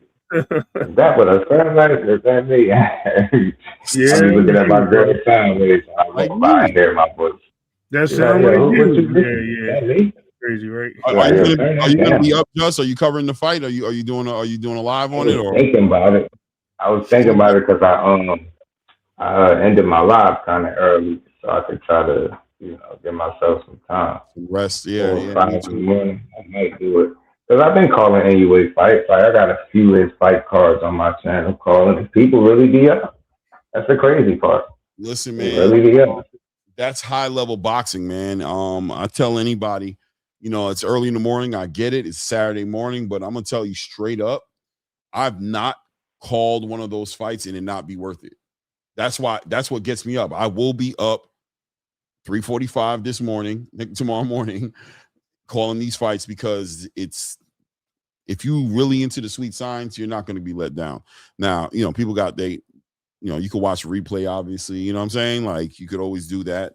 But obviously I like calling the fights. I don't know if you ever seen me call the fights, but I like to call the fight. So, but those cards, they haven't let me down yet. They always deliver, man. High level boxing, bro. Movement, punch selection, you know what I'm saying? Combination punching, stoppages, heart. These guys fight it and they put it all on the line. Never a boring fight. I haven't seen it. Definitely worth it. I'll be up and at it, covering it. That's a fact. I'll be up and at it. Mm-hmm. That's the fight that was off, and that was for the last belt that Dan needs to be undisputed at 115. That's the crazy part. So, Eddie Hearn did speak in one of the recent interviews. He said if we can't get that last belt undisputed, then we'll move up.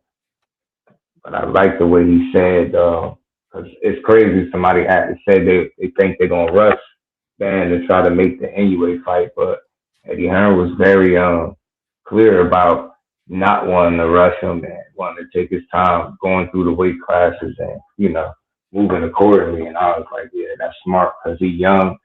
Hell with all that rushing. That fight would be a great fight, but one interesting dynamic. They both are, to a degree, have mentioned something about featherweight capping off there. Inoue said it, and somebody said it on Band's side too. So maybe they'll catch each other there. But in the meantime, you continue to nurture that greatness because that young kid is amazing. And I get tired of the slight that he gets. He ain't fighting nobody. You need to move up. Your weight bully this. I'm like, bro, just shut up and enjoy greatness, man. That's what's wrong with y'all. You gotta overanalyze. Like, everybody think they Stephen A. Like, bro, shut up and look at greatness, bro. Shut up. That boy studied Lomachenko. He actually applied it in the ring. How many people do you hear say they study somebody, but you don't see no evidence of that shit in the ring? Or you really, really got to study with him? you see it immediately with the angles. Right, You right. study longer, like, and then you hear him say it, like, man. So, man, that dude is great, man. Robert Garcia got him one. Yep, I agree. That look something Um, Yeah. different, man. Ray was like, Ray's high on him. I'm high on him. I think we're all high on. You just got to be a hater not to be high on him, man. I'm sorry. I just Hey, think that. hey, No, my I want bad. a funny story. One day I made a video about Monster anyway. This has never happened to me in my YouTube history. I made a video about Monster anyway, and I was, like trying to be fair and get my assessment. How I felt like at times he could be defensively irresponsible. I highlighted where he got the orbital bone broke and shit like that, bro. And you check analytics and you go look at the subscribers, and then shit be like plus this, plus that, whatever. Might say zero, bro. I lost 100 subscribers. Wow. I think I pissed people off, bro. I ain't never lose subscribers like that in my life. I know you. I was like, they gotta be a glitch. I was looking and laughed because it was at the time where I had put up this short post, and I said it did like 3.8 million or something like these little short posts. So it was like I was getting so many, but I still noticed it. Like I was like, bro, what? They was not feeling it. They was pissed off about that assessment. I'm like, damn, act like I said he couldn't fight. Said the man, he get hit. In other words, man, they wasn't feeling. This just do think unsubscribe. He gets hit, man, and that's the whole thing that we were talking about the other day. Like that's what we're talking about. Me and Ray were talking about this, saying, and we were talking about this specifically towards the potential of a Bam Rodriguez fight, and just saying how that would look against a fighter like Bam, because Bam is just he's sound. He's correct form, correct position. You know what I'm saying? Defensively responsible, great counterpuncher. He delivers on so many different cylinders, right? He's just moving in so many different ways. It's going to be interesting, to say the least, to watch that fight come together and see it, because Monster. Let me tell you something. These fighters become I think the volume is up on your thing, round one. Like I can hear myself. Yeah, we sound like the remix. Let me just make sure. Yeah, it's definitely you. I hit mute. Yeah, and Much better. Not mic check. No, I can still hear myself. Still got you. I can't hear you. You'll figure it out. You'll figure it out. But interesting. It's going to be to see that fight, because and I compare it to the Terrence Crawford, Errol Spence. I know, like, Inoue is way more higher level pedigree than Errol, in my opinion. But still, man, when you get in that ring with that dude, I still hear myself round one. I don't know if you're figuring it out. You still hear yourself? Oh, wait. I got you two screens. That's probably what it is. That's why. Yeah, you're both. How do I get this one off? Just mute it. Just mute the screen. Yeah. I'll close the tab. How the hell did that happen? Mic check. You just gotta close one of them out. You talking about on the StreamYard? You see us on two screens? On two screens. So look, you have a tab. Look at the tabs. You have a tab probably open that you have two tabs open. Mm-hmm. That's what happens. Okay, You gotta look at your tabs on there. I'm gonna hop out. All right. Yeah, but to see Bam in there with him is gonna be interesting, because I'm telling you, these fighters. I don't know how you feel about this, Just Do, but and Ray, but they build habits. Shout out to Roy Jones Jr., my favorite fighter of all time. That is my guy. But that guy built some bad habits about himself towards the end of his career. And he was fundamentally getting away with things because of how athletic he was. He was able to do things that other fighters weren't able to do, and he looked good doing it. But when he got in the ring with those fundamentally sounds, with the Joe Calzakis and the I'm still hearing myself. Those Calzakis and the the Antonio Tarvers and all that, it went left. It didn't work out towards the end, Once that athleticism went, Clay, there you go. It And was people like, pick up on it after a while too, right? They pick up on it. Good fighters pick up on it. When that's another thing with Monson in the way that I say go into this fight. How do you guys feel about the tape? This guy defends his title like 4 times. You might buy him down. You know what I'm saying? Like 4 times this year. Yo, When you talking, well, hold on. Talk round one. still an echo or not? No echo for you, echo for us. This is what we're gonna do. When you're talking, you'll be on point, but when you're not talking, we just hit the mute. All right. You know what I'm saying? And you just hit the mute when you want to come in. That way we can kind of balance it out. But I know you're big on this card. This is a card you probably been waiting on all year for, right? Like this card couldn't get here soon enough for you, and we're hours away at this point from it. Well, How are you rating David Picasso going into this? Because that's what this is all about, right? Can he challenge? Can he make this a fight? Can he give Monster Inoue the look? right. You know what I mean? Well, What do you think? First of all, I don't think that Naoya Inoue is a very calculated individual, right? And I think that Alan David Picasso in this situation was no mistake. He's looking and targeting a fight for Junto Nakatani. They had even an interview yesterday where they were talking about the fight with Mike Carpenter. Then all of a sudden, I'm hearing reports that it's breaking up and everything. But anyway, the thing is that I think that Naoya Inoue is sizing up Junto Nakatani. He has the same height or rarely same height with his opponent, same slender body, different lefty, I understand, from a righty, but I think he's studying him. But I don't think Junto's doing the same with Naoya Inoue. I don't think his competition is on Naoya Inoue's level. And another thing is that I think Alan David Picasso got a puncher's chance. They say that he's a green fighter. Well, he has over 31 fights. And they have him a 5-star ranking in BoxRec. I know champions that got 4 stars like Isa Pitbull Cruz. So don't tell me that he's green. Give the Mexican his credit. This is his opportunity to shock the world. And although Naoya Inoue is the highly favored and I got him in the fight, Alan David Picasso got his own dreams. And you can never fight against that. And don't ever underestimate an underdog because this Mexican kid can fight. Now, although I think Naoya Inoue is going to pack him up within 6 rounds, yes, he's just a little outmatched here. I'm not talking about levels when I talk about Naoya Inoue or styles, I should say, because he doesn't have a style. Naoya Inoue adapts to all fighting styles. He fought Stephen Kubo Fulton in the Philly Shell and taught him how to fight it the correct way.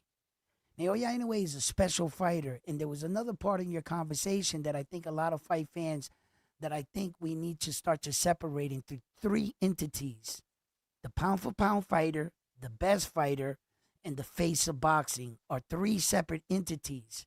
I think that the general boxing public thinks that the face of boxing has to be the best boxer in the world, and that can't be further from the truth.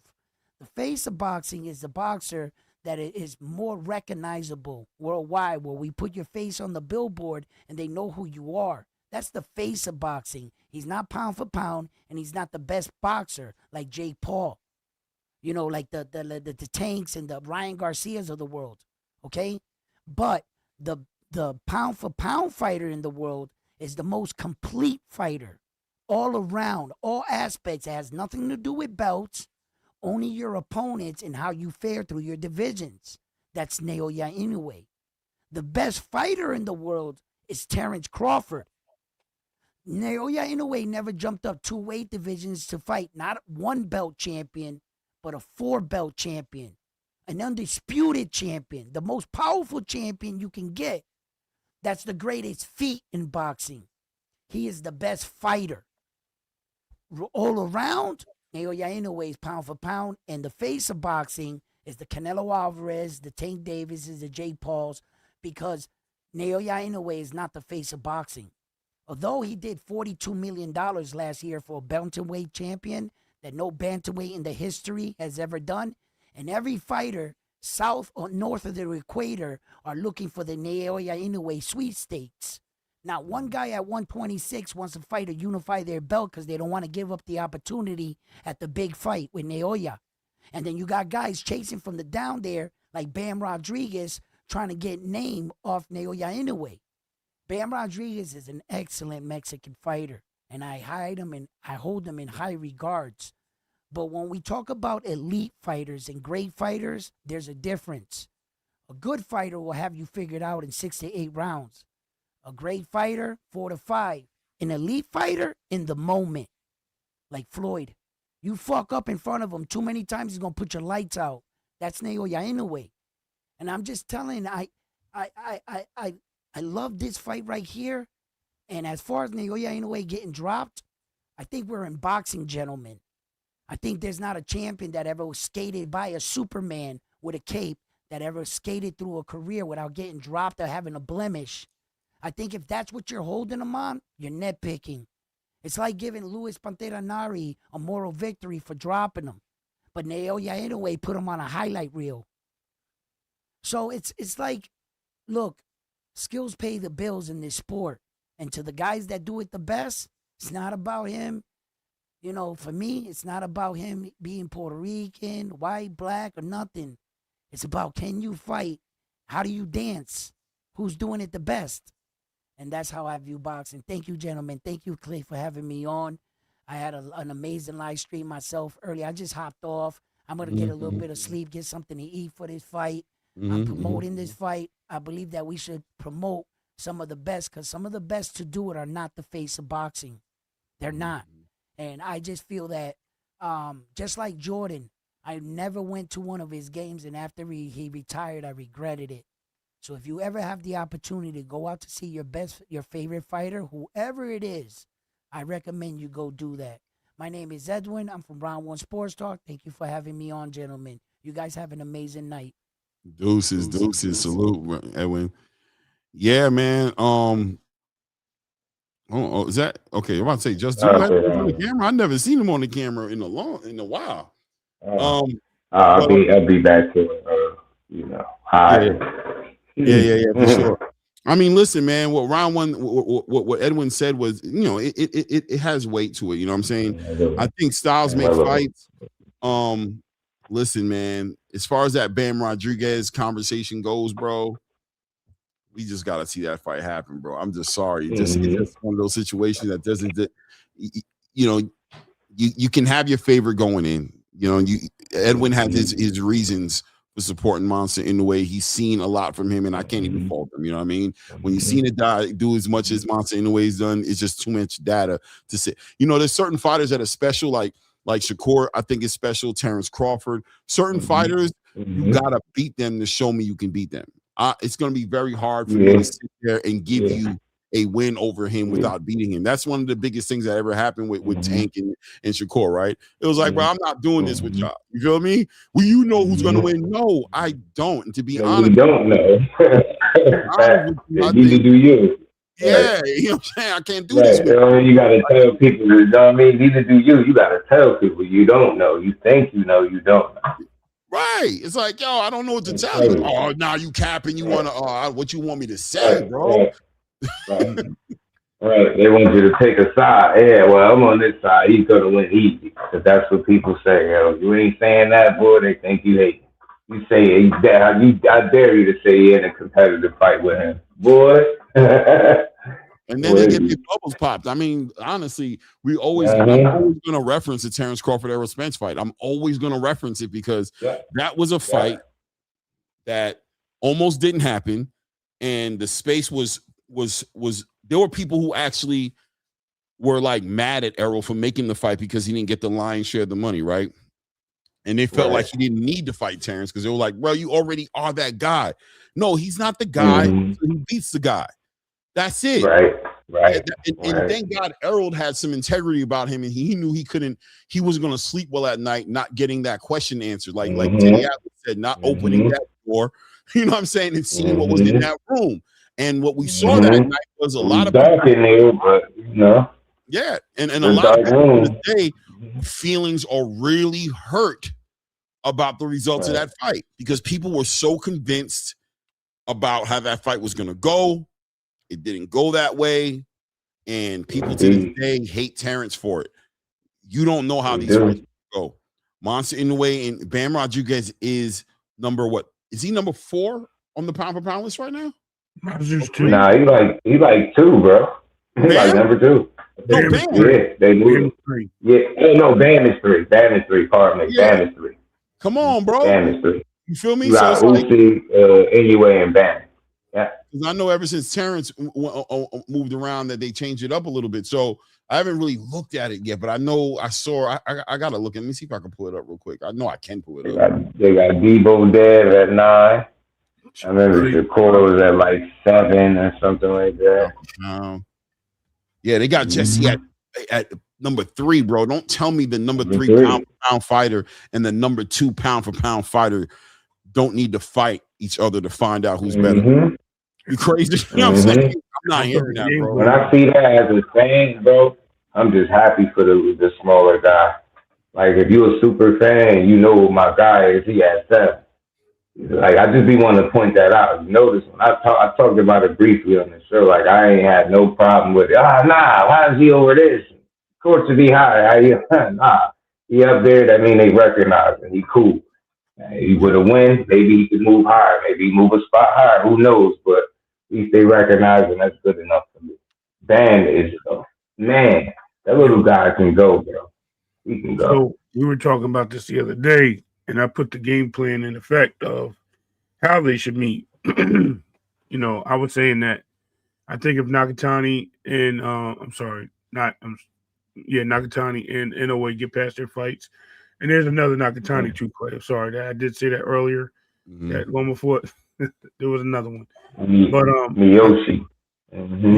Yeah. But I just want to say, if they get past their fights, they fight in May or wherever that is, somewhere in the summer, we could see Bam moving up. Maybe after this fight, if he gets a fight. I know he wants to dispute it, but if he doesn't go that route, he moves up, takes one fight at 118, then go right and get a belt there, making him a 3-weight class, right? 3 division champion. Then we move him into that fight with Inoue. That'll be what everybody wants. Later in the year, we can see another fight like this at the end of the year. Having with Inoue, he always fights at the end of the year. Makes perfect sense. Bam just fought not too long ago. So they're on par with each other.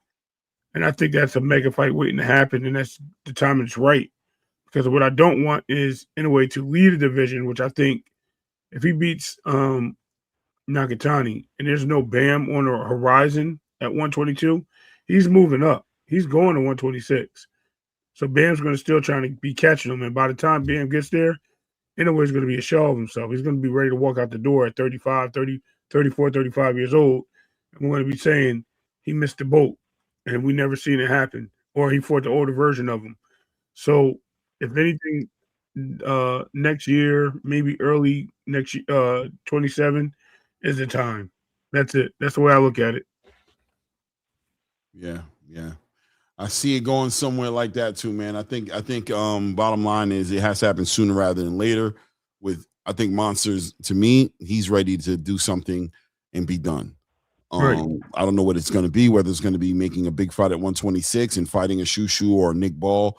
And shout out to Shushu Carrington, man, because I'm so happy for that brother. I'm a big Shushu Carrington fan. I think he's part of the future of boxing. He needed to get this elevation. I know he would have rather have fought Stephen Fulton and got that title. I know he got the heart of a lion, but hey, bro, you get it how you can get it, because when these dudes are moving the way they're moving, you can't make it up. You know what I mean? Same thing Boots went through, right? It's like, hey, bro, take it the way you can get it. Yeah, and just defend it when it comes time. That's it, bro. So at least he's about to get it, I believe. And when he gets it, I know he's going to be pushing for those unifications. He's going to be pushing for those fights against Rafael Espinosa, which I think is the biggest fight that could happen at 126 is Shushu Carrington, Rafael Espinosa. You ever got a chance to see him fight live? Shushu, no. Yeah, man. I met him before, but he's everything that you feel like he is sitting at home watching from your TV screen. Got a chance to see him fight a couple of times, man. He got his pops, he got good family. He got good people behind him, man. That dude got an aura with him already. Like, I know he's a little older than, some of these guys, right? But he got this aura about him like he's been here before. I'm telling you, man, that dude be all business. Love his demeanor and approach to the game. and he's one of the most articulate young fighters, bro. He's fun to watch and easy to listen to in interviews.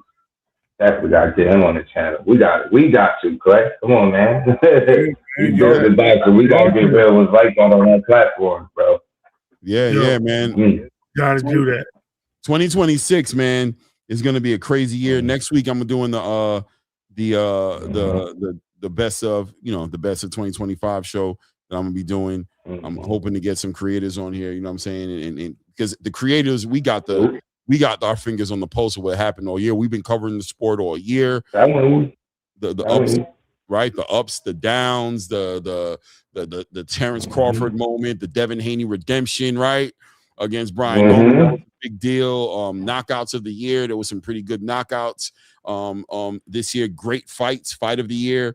I mean, one of them that stand out in my mind is the Christian Mbele and Lester Martinez fight. That fight was wild. And there were other fights too as well that were there. Big knockouts. Shout out to Frank Martin. He got a knockout that's potentially a knockout of the year candidate. The way he laid out, you know what I'm saying? Rance Barthélemy. There's so many things. There's so many things that happened in 2025, and also what are we looking for in 2026? Is 2026 is going to be crazy. We still don't know where Top Rank is. We don't know where they're going to land ultimately, what their deal is going to be all the way. Obviously, you can't just look over Zuffa Boxing. You know what I'm saying? And what Dana White's getting ready to do there. You're always going to look in the direction of Turkey to see what he's going to do. He said the year is going to be crazy. He has some big cards he wants to put together. And obviously the big fight to start the year off and set it off, really. I mean, there's fights going on before that as well, right? Moses Atalma, the heavyweight division looks like it's going to move around a little bit now that Alexander Usyk looks like he's settling into like looking for his last bucket list fight before he probably heading into the sunset. So, all those guys are going to start coming together. The Geek Cabiels, the Moses Atalmas. Now we saw Lawrence Okoli put on his little performance over the weekend. He's calling out Moses Atalma. We got a new IBF or WBO champion in Fabio Wardley, who's just chaotic and just brings excitement. You just want to see him in the ring with some of the biggest opponents, and obviously all the usual suspects and the Martin Bacolis. And what's Jared Anderson going to do? Like, he keeps on like kind of like acting like I don't know what happened, right? Richard Torres. So many things going on in the heavyweight division. 154, Jerome Buchanan, Virgil Ortiz, that whole entire ordeal. How's that going to end up panning out? What's going to happen with Golden Boy in the zone? There's so many different things going on for 2026, and 2025 has been exciting as well. I think Big Baby might have switched his trainer. I'm not sure. I think he might not be with Prentice. I think I got to double check that. I think I was hearing that. Somebody was saying he might have keep Prentice around for a little bit, but I think Anderson might have got a new trainer. And, he was living a little, still young and moving like it. And they had some stuff, certain guys, their biggest battles be outside the ring, and it'd be a them versus them battle. That's the best way I can say it without trying to say too much about the situation, right? Like, custody battles, wild little, stuff that'll really drain him. And yeah, because I believe he has his daughter. From my mistake. Anderson ain't on that card, is he? No. Well, oh no, not Anderson. Maybe Miller, not maybe Anderson. Yeah, Jarrell, not Jared. I thought I heard Anderson. I don't know why I was just thinking Anderson, bro. That's my fault. I'm tripping. No, that's not you. It's J.R. Spock in the chat who I just put up on the screen. He's saying Anderson fight got announced today for the T.O. Shakur undercard.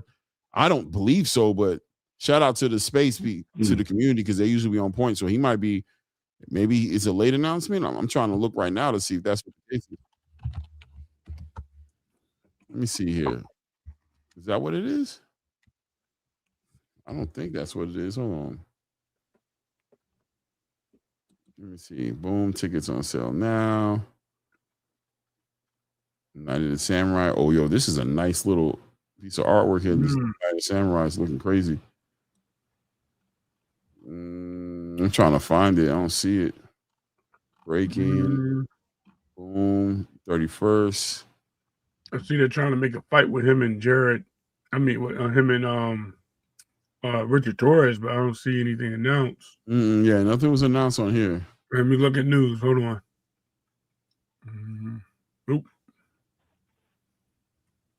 It's for February 14th. February 14th. For Jared? Like Marius, Colette, something like that. I got it right here. Yep, same thing. Yep, February 14th. Mario Calais. On Benedict. No. That old. So he's been having some like outside the ring stuff that been probably, taking up energy and shit. That's old. That's a year ago because that was on the Davis Baranchek card. Is it? Yeah, I looked at it. It's a year ago with a post on that one. Yeah, he's not fighting nobody. Thought he had a matter of fact. I know his name was in there with Frank Sanchez. I thought somebody said. Yeah, but he somebody never said that today. But I'm gonna double check. Don't quote me on none of the Anderson news. But I think he in his no. But y'all keep cooking, man. I'm gonna jump off and. No, we about to get off too, man. I gotta go get some rest and set my alarm. Work. And he's got to go to work. We got stuff to do. Look, everybody in the building, I appreciate you guys being here wherever you at. If you're on Twitter, share, subscribe to the Twitter channel as well. By the way, if you haven't done that, make sure you do that as well. Follow us on Twitter. As far as here on YouTube, Facebook, same thing. Share on here on YouTube. Subscribe to the channel if you haven't done so. Hit the like button. I appreciate all you guys. Thank you for showing up. Pop up this morning or tomorrow morning. We'll be, I'm covering the fight. You know how I carry it. So come and hang out.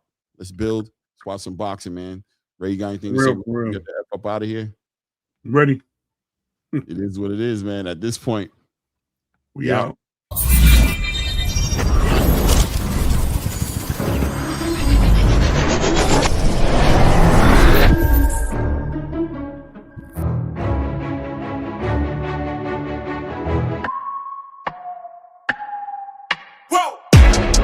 Would make it this far, they hated, they never believe me. Yeah, I would never drop the ball, I know I make it look easy. Yeah, Mayweather with the defense. I don't care what a critic got to say, I got them picking up the pieces. That to me, you really playing with your life, I'm about to come and run it all back. I'm the new era, about to snap back. You ain't fitting for it, cause you all cap like. Hold up, I shoot my shot, wait, hold up. I'm really about to run this go up.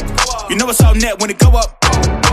Ain't got no other plans, you don't need to understand, ayy. We on overtime, you don't need to understand, ayy. You just show them how to do it when you don't know what to say. Tell me how you plan to win if you plan to play the same. Moving fast, already gone, yeah, but you bringing me back. Try to double cross me, dog, just let me relax. Stop assuming what we doing, keep it moving, what we doing. You second get big right, you second get big right, you second get big right. Ay, please don't play no games with me, I promise I'm too much. Ay, I can never let up even if you had enough.